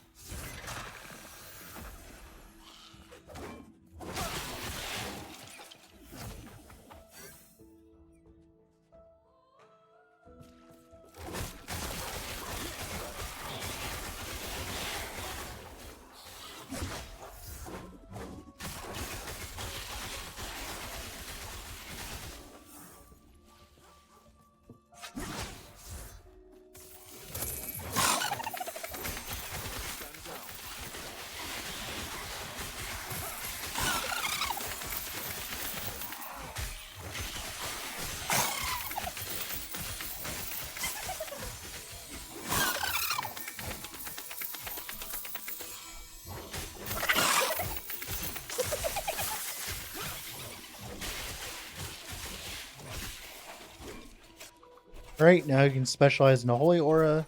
First things off, we're going to go into this throwing attack speed. Then, duration here. Get all that nice, juicy throwing attack speed, right?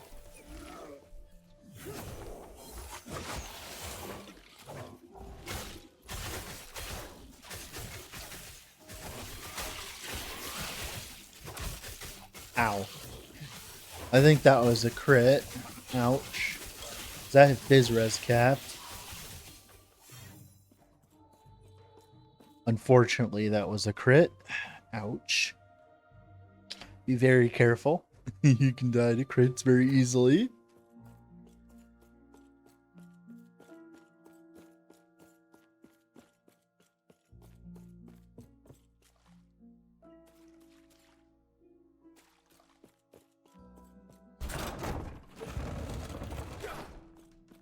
speak to Ulrich for later here. I am Ulrich from the heart of the citadel is beyond. There is All no right. exit near the Emperor's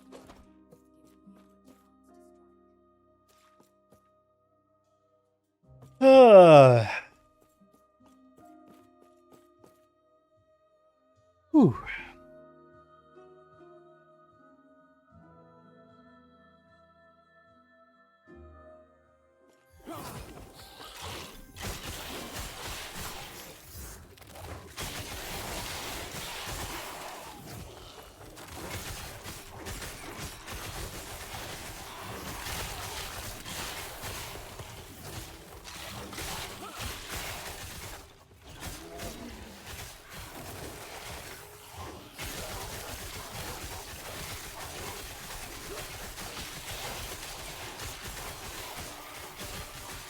Okay, we care about the additional healing per second, mainly because that's what we use to sustain ourselves while we're running around with healing hands.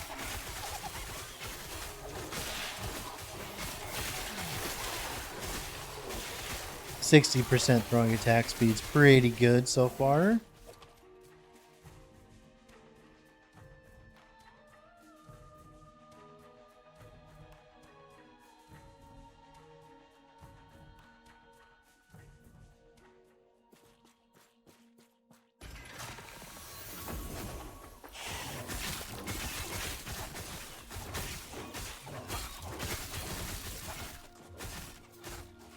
More strength, of course. Grabbing that poison res helps a lot though, with a lot of this garbage though.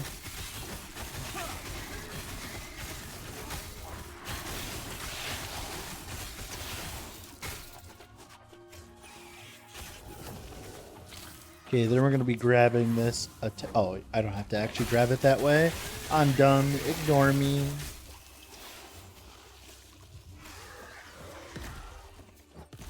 I'm dumb. I forgot you can actually just grab it this way. This movement speed on it. Oh, I can't wear it yet. It has movement speed on it. We like movement speed here. Stand down or die.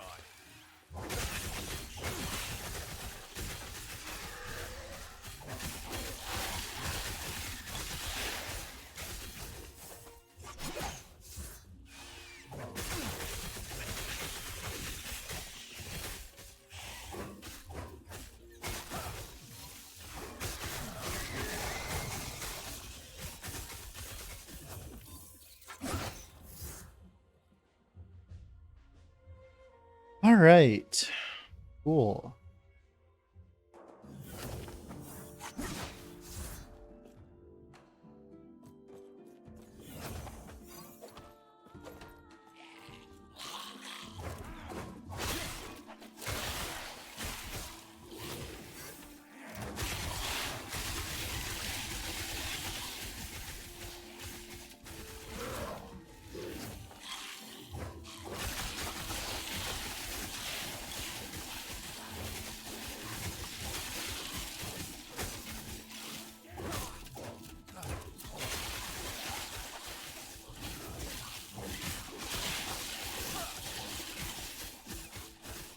Attack speed, baby.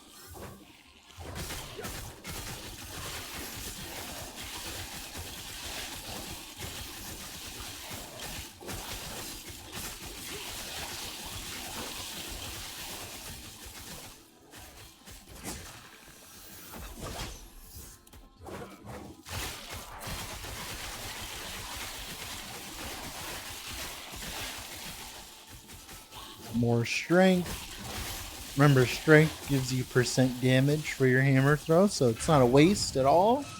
Also gives you % armor, which makes you tankier, which is not a waste either. This was once Solarum, my home, but now it is a monument. I've been expecting you. You should have guessed. I've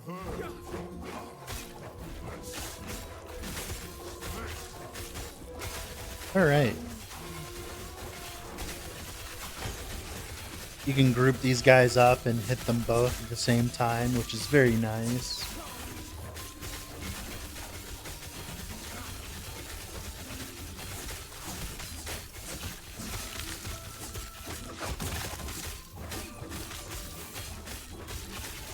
67% attack speed. That's a lot for this early on. Alright, and that's pretty much it for the campaign. For that part, now we just gotta go and get the rest of our passive points and stuff, and we're good to go pretty much. This zone unfortunately lags the fuck out of me, so get ready for that. Thankfully, I have a shit ton of healing, so I can just force my way through it. I can see smoke in the distance. I will not let Raya lead another person.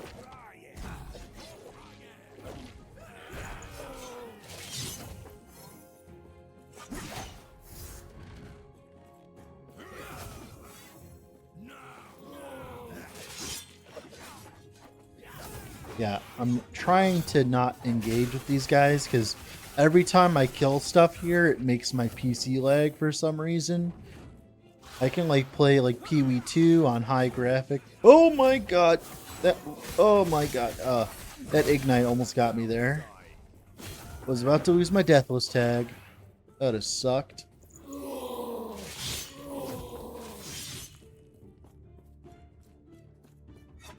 That would have sucked.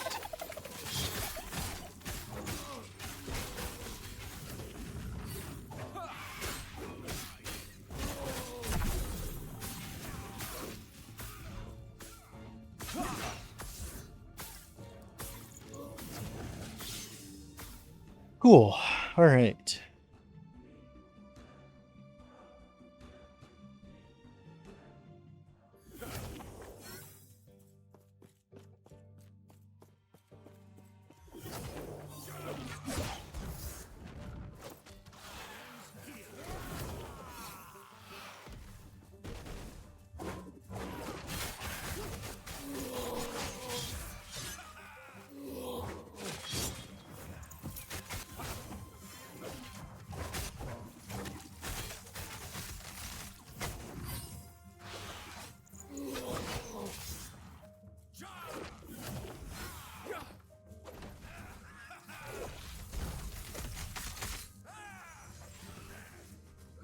All right, cool. Now for the best cutscene ever made. Oh, I should also make a timestamp, actually. We'll do that while I still here out here. All right, so 154.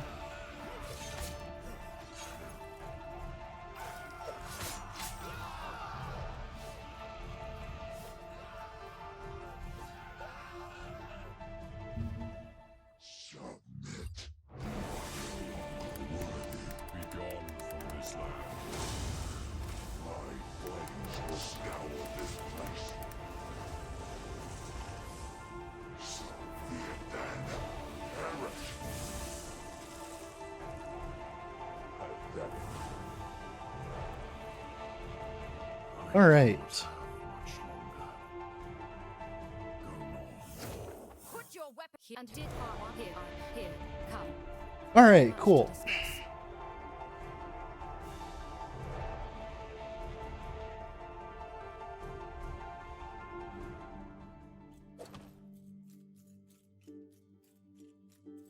We don't have much time. It is then you will there we there it, but Raya is the larger threat. If freeing Mortitus is what we must do. Yes. Farewell. All right, cool.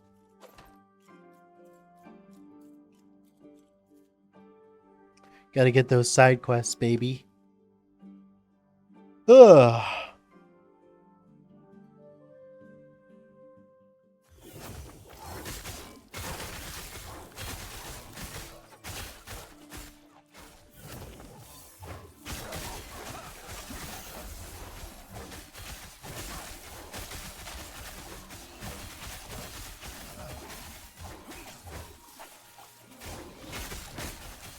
Trying to not stand in all those projectiles, right?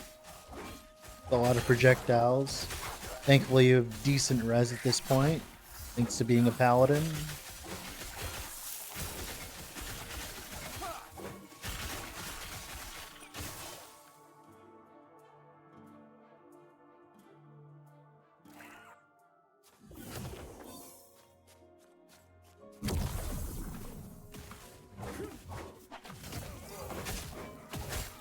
Very close to being done with the campaign here.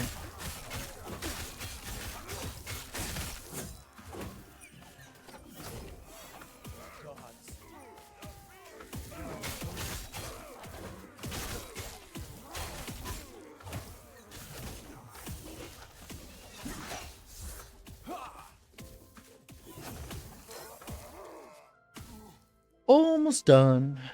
Oh, God. I have leveled so many times now, man.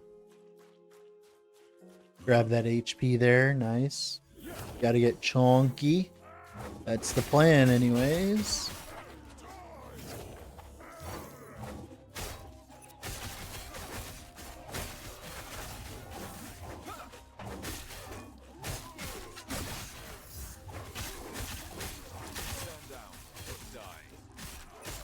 More damage. Thank you.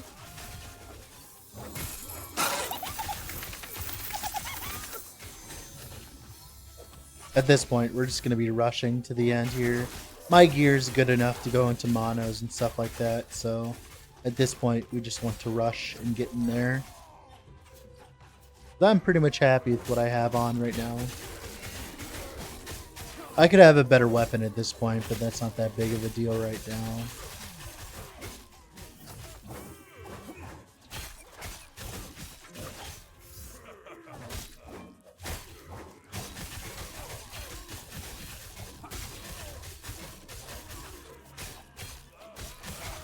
Go, got the shaman for the side quest here.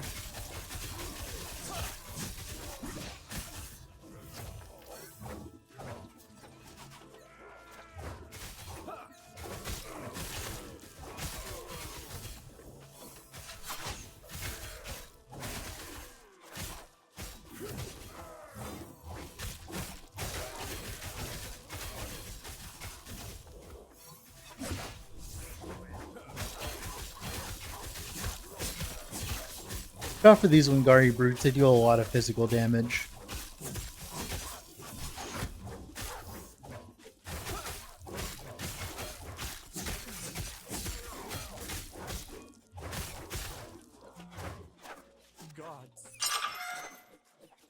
Okay, more.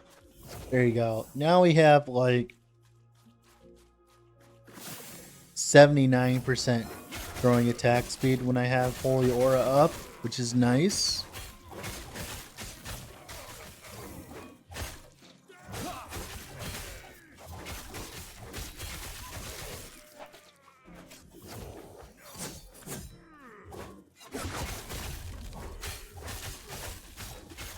You just kind of just want to run circles around these guys, pretty much.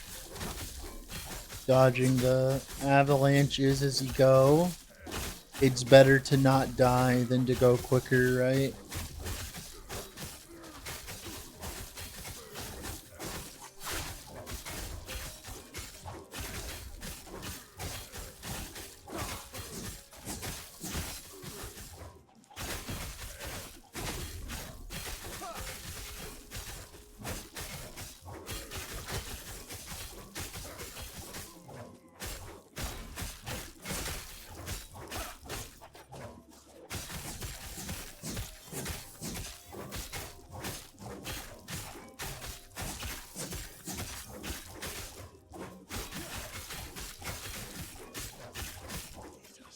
There you go. More damage, more overtime healing, of course. That'll make us feel really tinky while we're running around and stuff, which is what we want. Now we're gonna go over here and get the Wingari bat. Get the bat for the side quest here.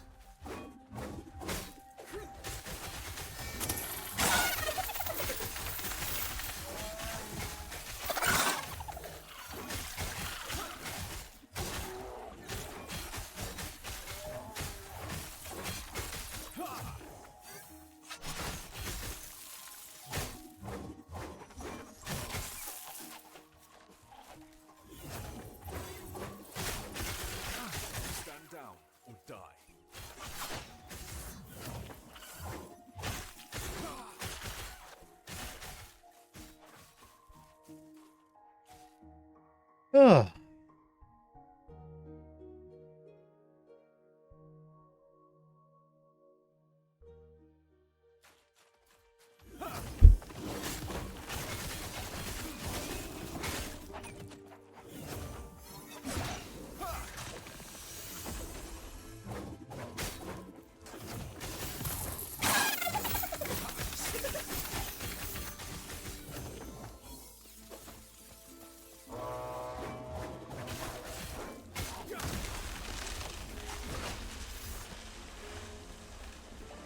Okay.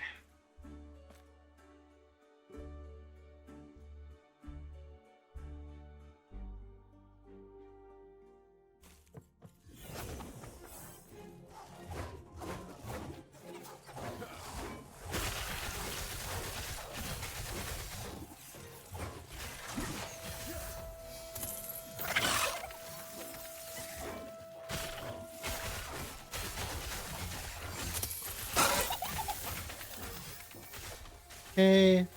This zone's very dangerous if you try to run through it like I am right now. So be very wary of those rhyme giants. They suck a fuck ton.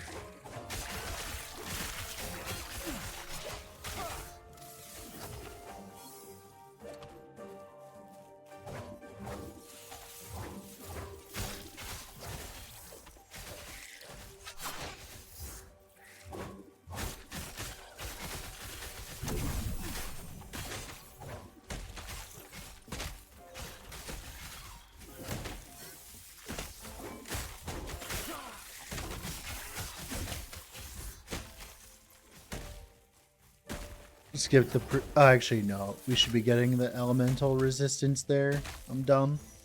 Ignore that. You should be getting the elemental resistance there. My brain's just on autopilot at this point of the campaign, as it always is at this point.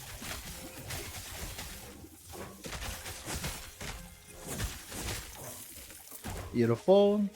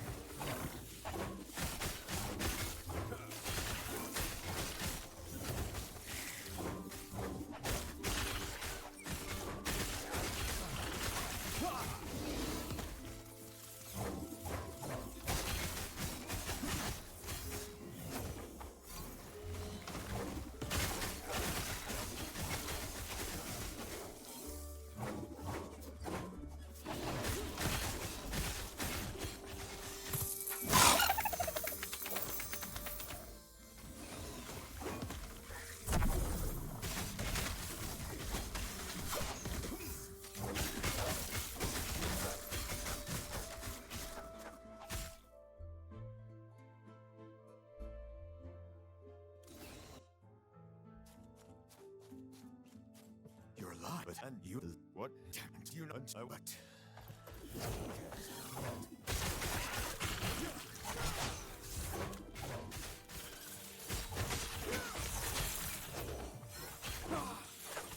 Very dangerous setup there. Lots of ice projectiles while also having to deal with the cold breaths from the wolves, right? Definitely don't want to deal with that.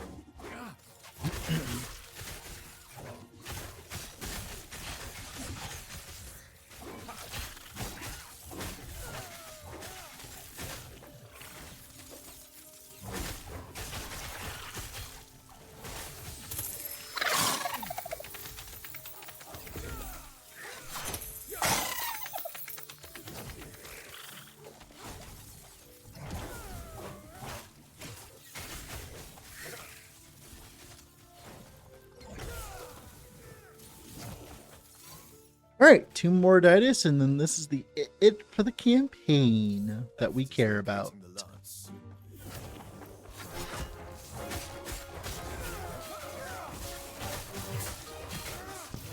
Try not to stand in the avalanche. It does a lot of damage, even with how tanky we are.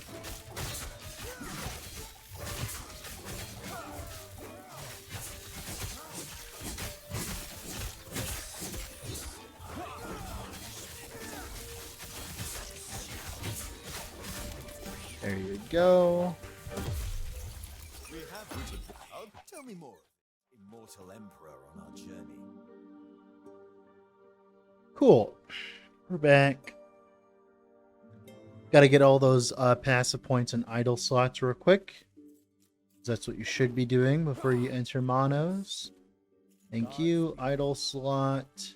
I know, of course. Yeah, if to be honest, I can't Idle imagine, slot. but I will take your warnings to heart. Resistance. Yes. Idle slot. Swap into that bleed chance. Nice. Now we're gonna go and do all of our side quests. So first things off, we're gonna go do the thing where we get the amulet for, or the ring or whatever for Ulrich here. We're gonna go get that real quick. We're gonna go kill some Osprix real quick.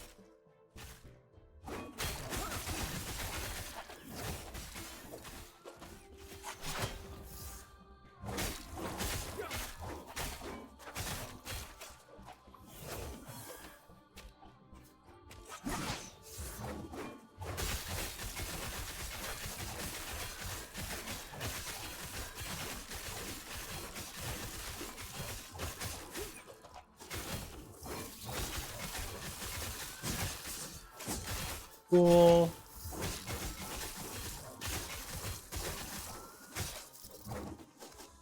Alright, got him.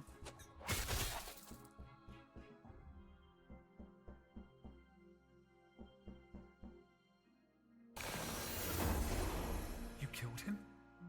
Good. Her? Just a poor girl who cares too much for someone who can't. If we pull this off, maybe I can give her some good news for once, eh? Alright, so now we're gonna do the Sapphire Tablet. This one just requires us to go back in time and get a tablet.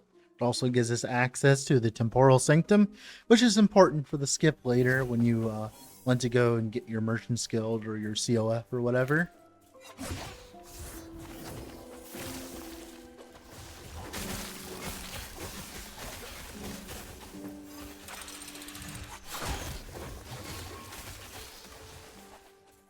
Thank you.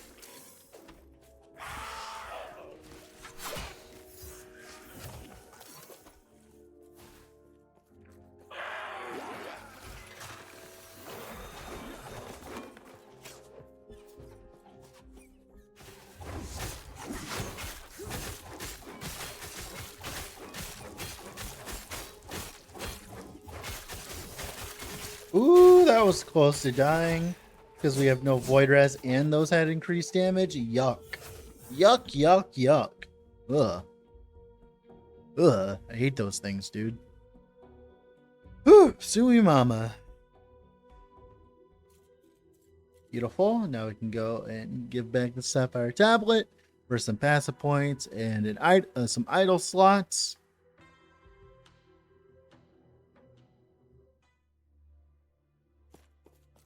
Ah, yes. May I tear a smile upon you? Beautiful. Now we can start grabbing the ignite and bleed chance here. Lots and lots of ignite and bleed chance. It's like 28% total per time. We're going to go to the Risen Lake and get the passive point in the idle slot here.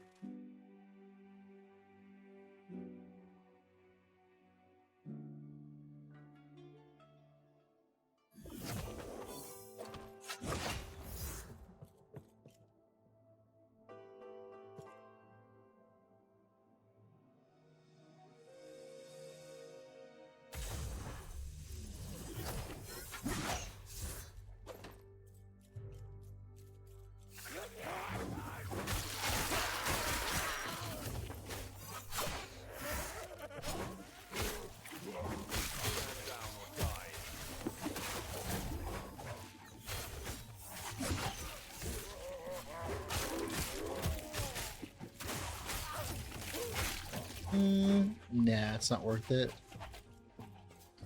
I was like thinking about it, but no, it's not worth trying to craft on that. Better just use what we got. We're doing pretty well, all things considered, so it's not that big of a deal, right?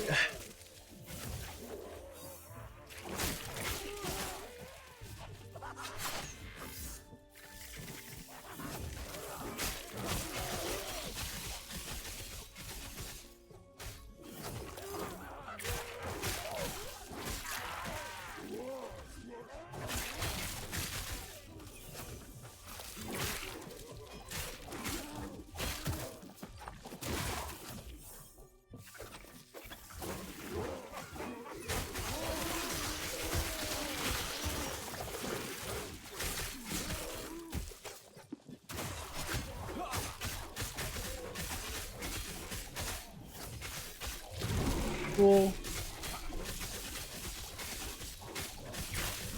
Alright, passive point and idle slot. Then Ruined Era, we're gonna go to Shattered Hunt. We're gonna do the valley here, the Shattered Valley or whatever, do the Ancient Hunt. Get the passive point from killing the dragon. Not the passive point, the idle slot from killing the dragon, I mean. Grab that movement speed from our helmet here. Everyone loves a little bit of movement speed, right?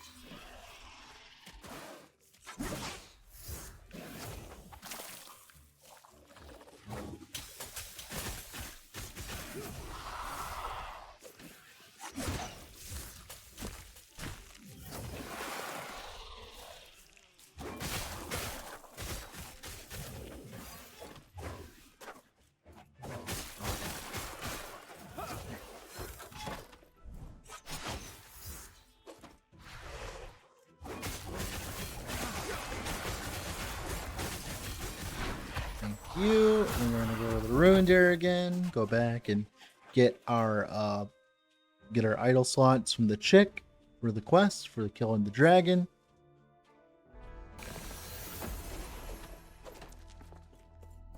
Greetings. Do not dwell. Beautiful. Then we're gonna go and grab the passive point here.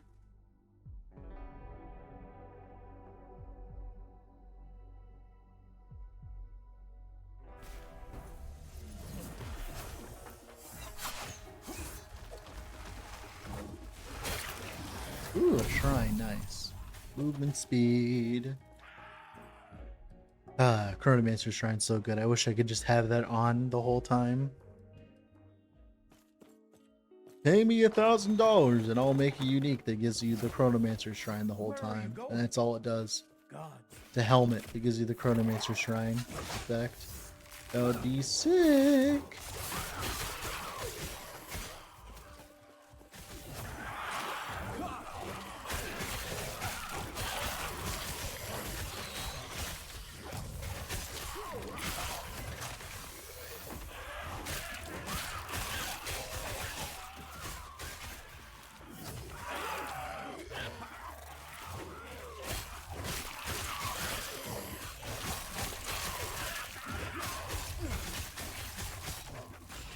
Thank you. Okay, that's done. Now we go to the Divine Era. And we go to Fortress Walls here. This should be the last passive point quest, and then we're done. And we can go to the Monolith of Fate.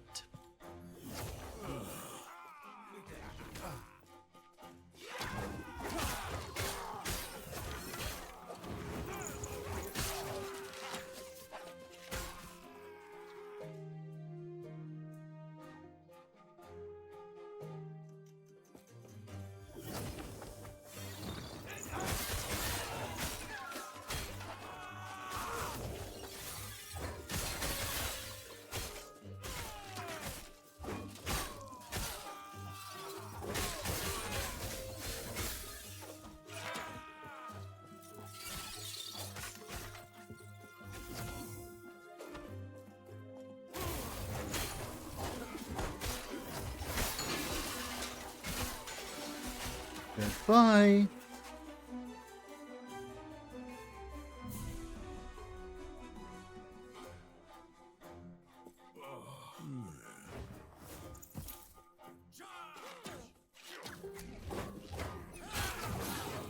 Alright, cool. That's it. Now we can go to the Monolith of Fate. Time to kill A-Bomb. Whew.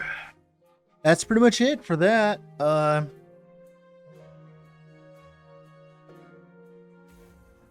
Alright, I'm just going to use a filter I had before. So, I think... Where is it? It was like a Warpath. Ignite Warpath. Sure, we'll use this. I would heavily suggest just making your own filter. There's plenty of loot filter tutorials online. I plan on making a new one.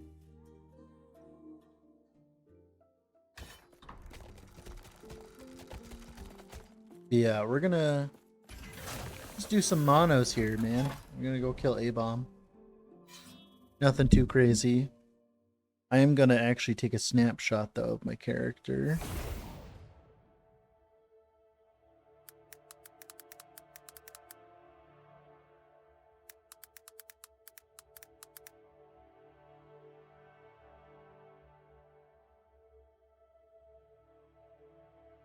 Cool. And that was at 2 hours, 21 minutes. Thank you. Cool. Alright, now it's the Monolith grind. Hopefully we keep our Deathless tag. Well, this is not a good start keeping our Deathless tag. These aren't enemies we like, to be honest with you, but whatever. We'll roll with it. Right now, just kill what you can on the way to the mono. You're going to always be underpowered no matter what you do when you get to Monolith, so it's just better just to rush. Oh, fucking Jesus. That was a crit. That was indeed a crit. We don't like crits around here, man.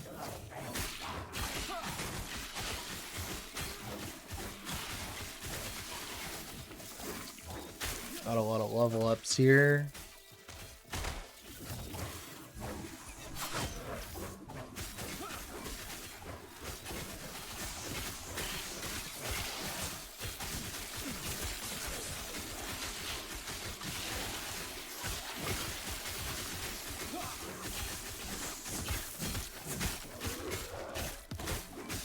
Okay, that mono's done. Game, please. There you go. Getting a lot of ignite and bleed chance here. Like I said, healing over time. Grab the duration on the banner.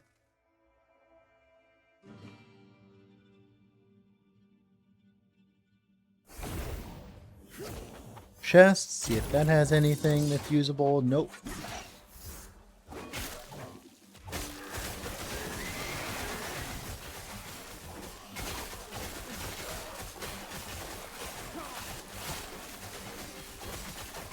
Thankfully, we have the tree ring, which taunts enemies, right?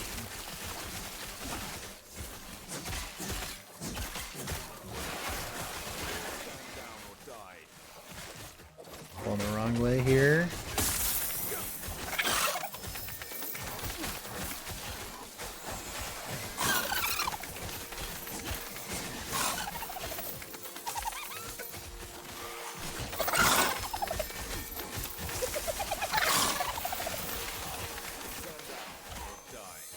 Get a lot of levels. It catches you up pretty quickly when you get to monos, you know?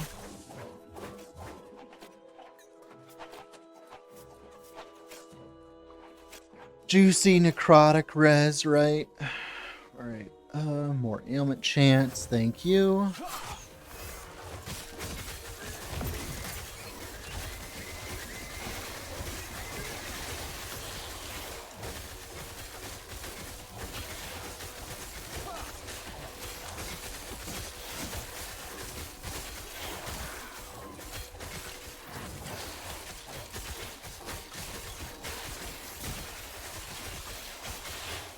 As you can see though, the build works right out of the box.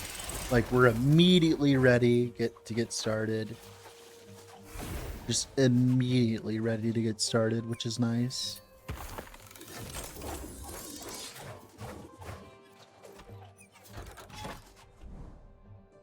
We'll just do that. Sure, why not? Right now we're just trying to get away from the center here. We're trying to spam as much as possible for monos. We're gonna reroll. Venom Spires suck. If I want to keep my Deathless tag, Venom Spires suck.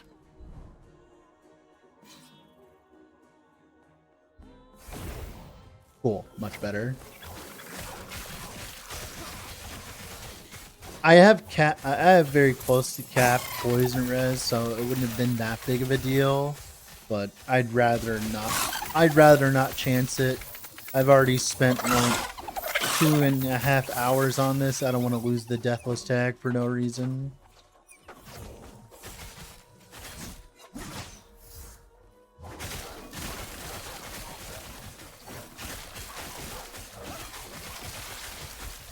Speaking about losing the Deathless tag for no reason,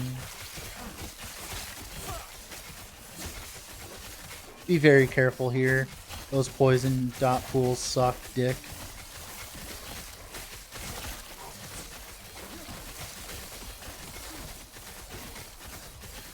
Oh, that's poison, man. Remember, I have poison resistance. It's not like as if I don't have poison res, by the way, at this point. Woo! Poison, poison, poison, man. Poison, poison, poison. I hate the lag. I hate the amount of lag that we're getting. Trying to move through monos, dude. Like, dude, please. Whew. Poison, poison, poison, man. Poison, poison, poison.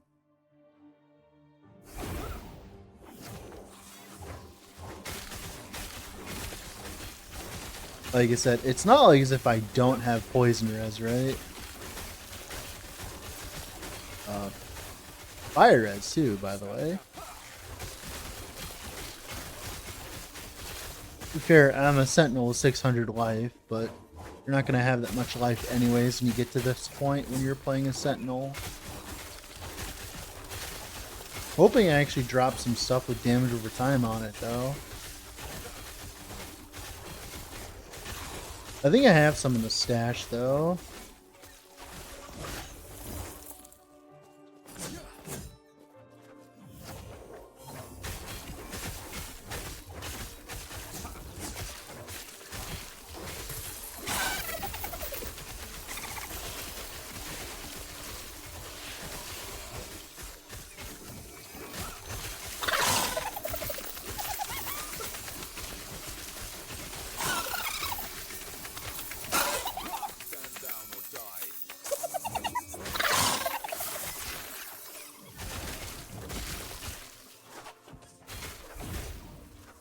Alright, cool. Game, please. God, those loading times are getting really long for no reason. More resistance. Surprised I didn't drop anything. Do I have some damage over time? I do. Okay. I don't know what I'm going to slam it on. I don't really have anything to... I guess I have this to slam it on.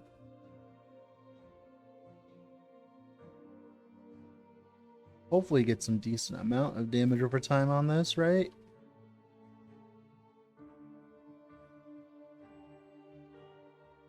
Just a smidgen more damage here.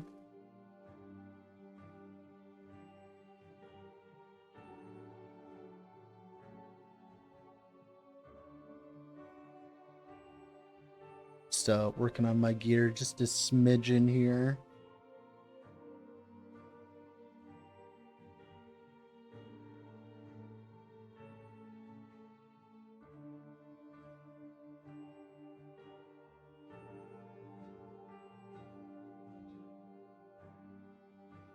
Okay.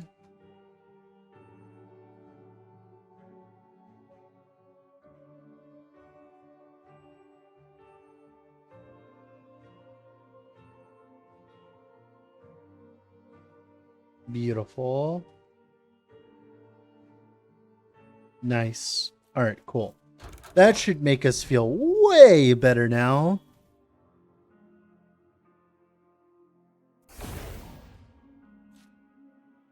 More ailment chance.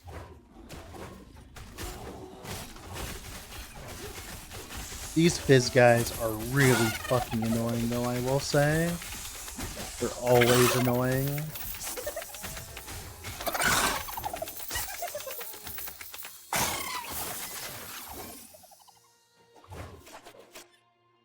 Nothing crazy here, huh? Alright, cool.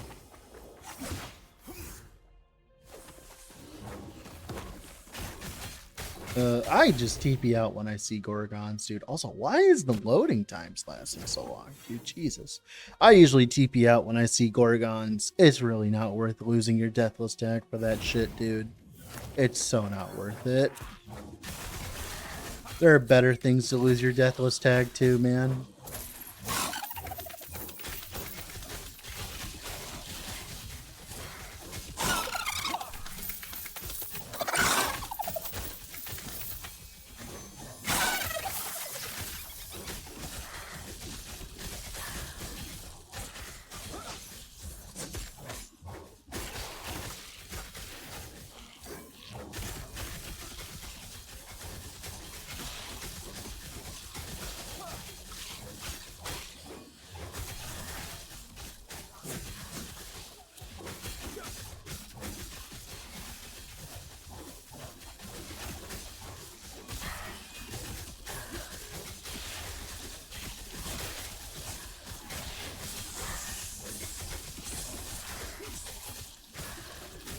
God, I hate the wing carrions, dude.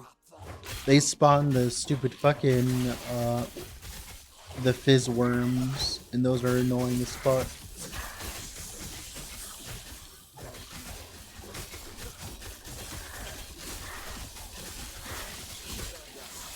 Oh, that's a lot of lag, man.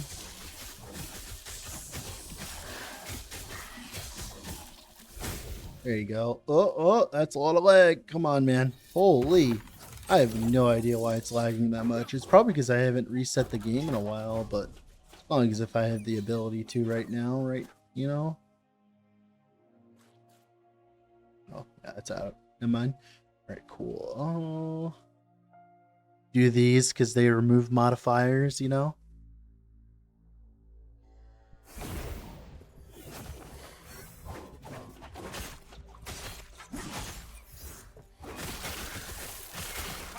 Yeah. I want to make this one long contiguous segment, so hopefully the lag subsides a little bit here, man. Hopefully the lag just subsides just a little bit.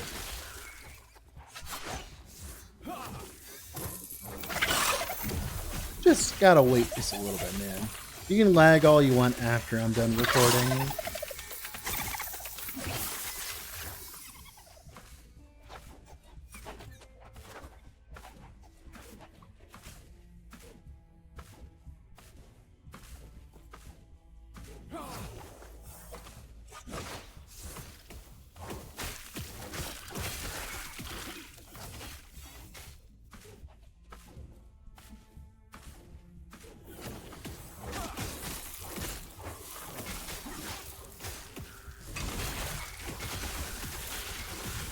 I don't have that much void res, so I have to be careful.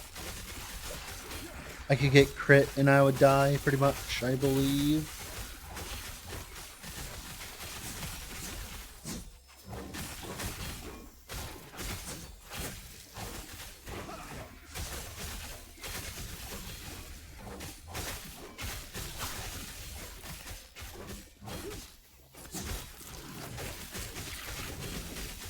See, that was a crit.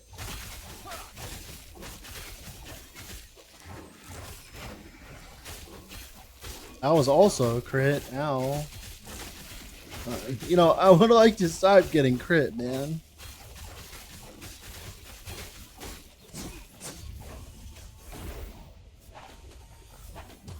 God, that fucking lag between zones.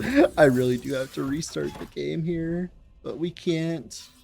I have to finish this. We're so close to being done here.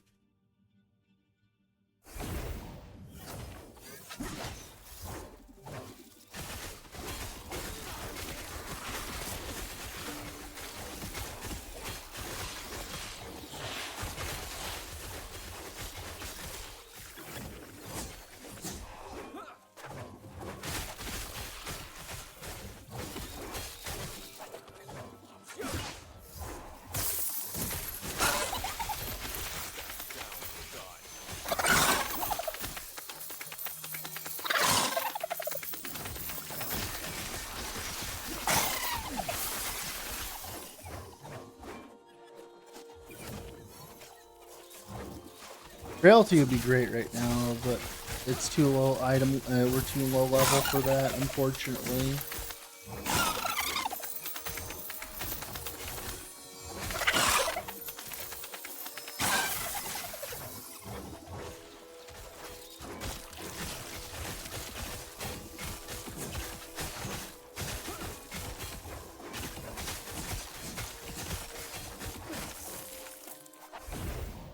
Nice. Come on, dude. Please. Thank you. Dude, you got all the duration. Now we can go for the minus mana cost. Go for the healing per second. That's +1 to hammer, though. That's pretty neat. Can't wear it. Lamel. That's going to happen a lot with items that you pick up at this point, is you can't wear it. Hardy, hardy, har.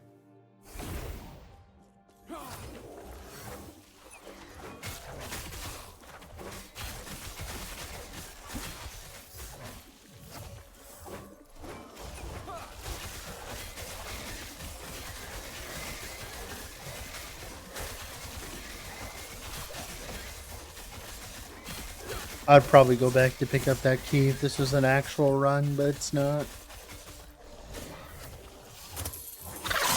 I will kill this lizard, though.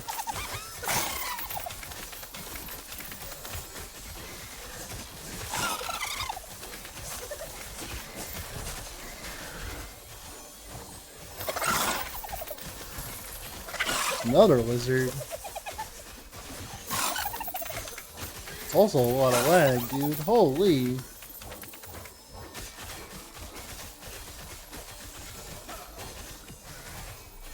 A lot of lag, dude. I want my lizards.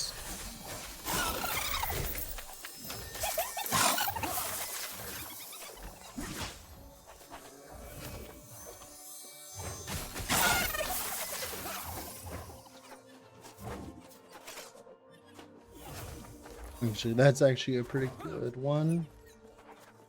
I can actually wear it, unlike the other one. Alright, cool.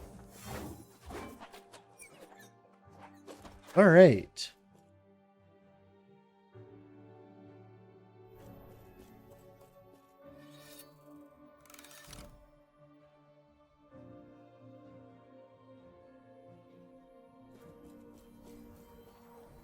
Okay, now we can start grabbing HP in Paladin, dude.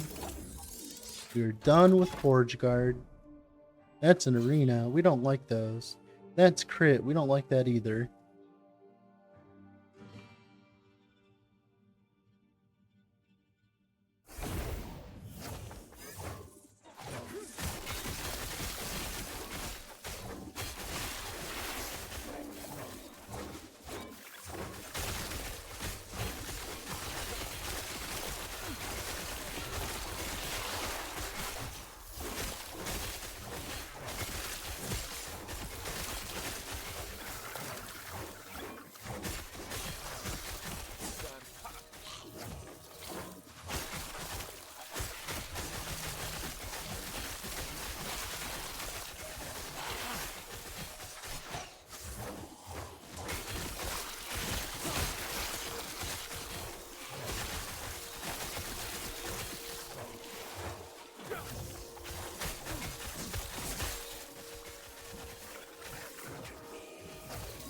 Getting actual HP here is great, though.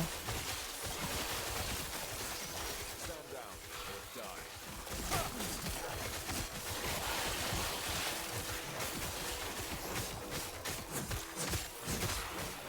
I can't see his health bar, unfortunately. There you go. I couldn't see his health bar because he was bugging out there.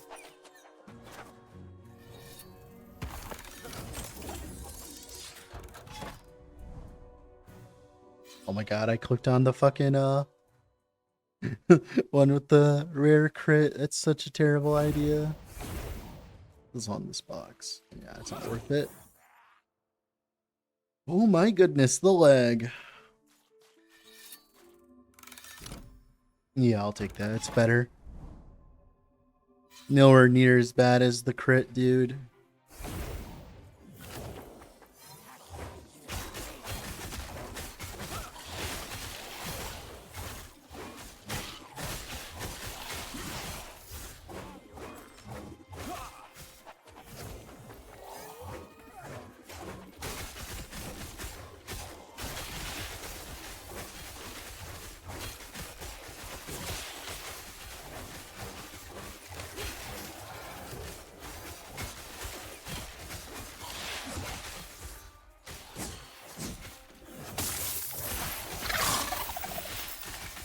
At this point, I would kill the lizard, but at this point, it doesn't matter. We're pretty much done with this run, so I'm just going to speed through, but normally I would do all that extra content, normally. Oh, that's a lot of damage. Good thing we have all this healing, man.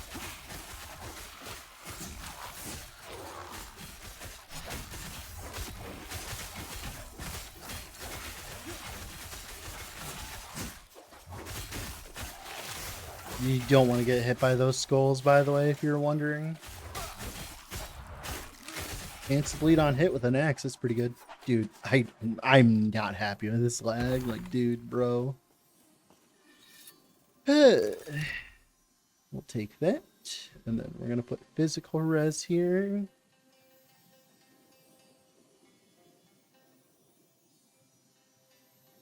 Beautiful.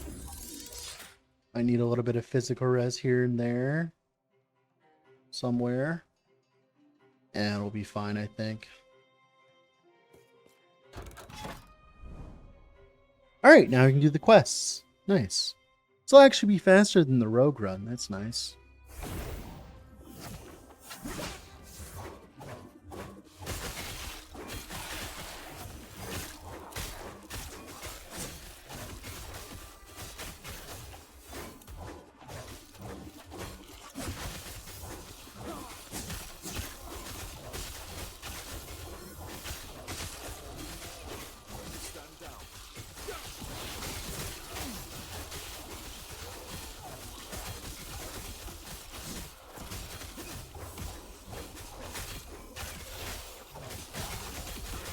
At this point, you'd probably spec into Vengeance, by the way. Stand down or die. I'll use the passive points in a moment when we're done here.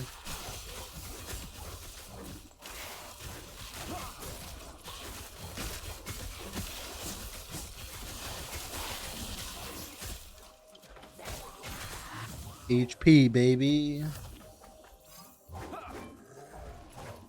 Everyone loves a little bit of HP.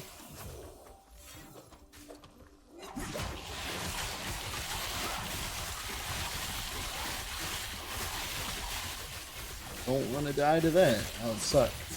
Thank you.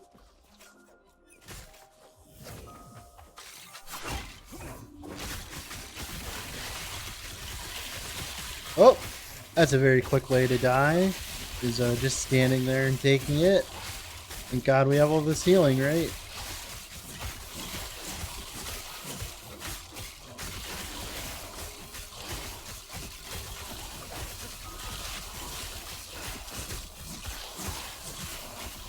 There you go.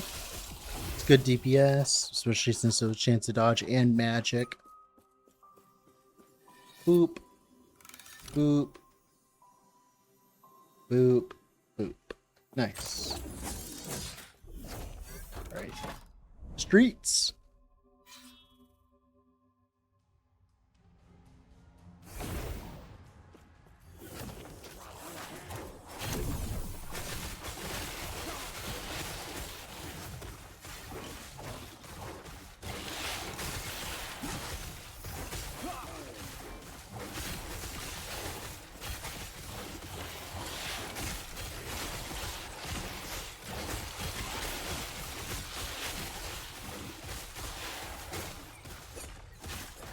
Max speed, thank you.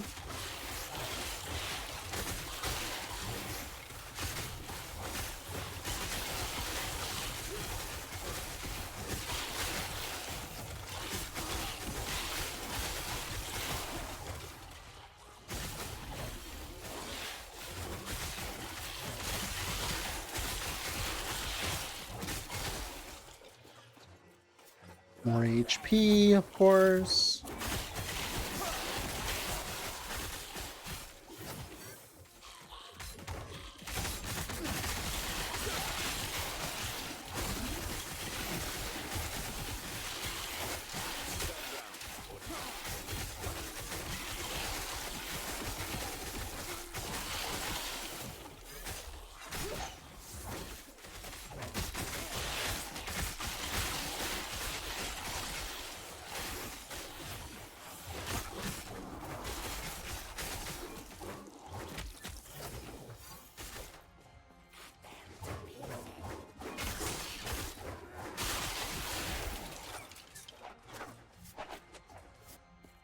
Alright, and this is A-Bomb, and then we're good to go, man.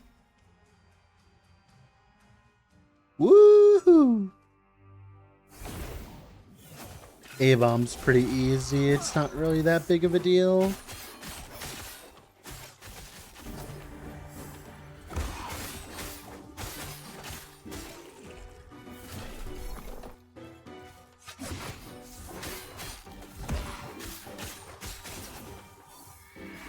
Ow, Jesus. Thank God for healing. Alright, then we drag him to the center. Time to Rango Tango.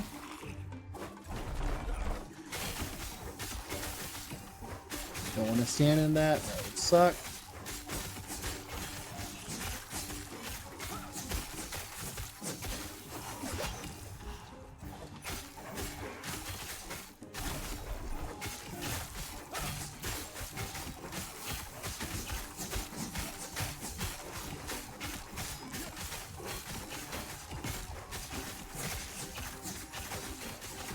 Beautiful. Alright.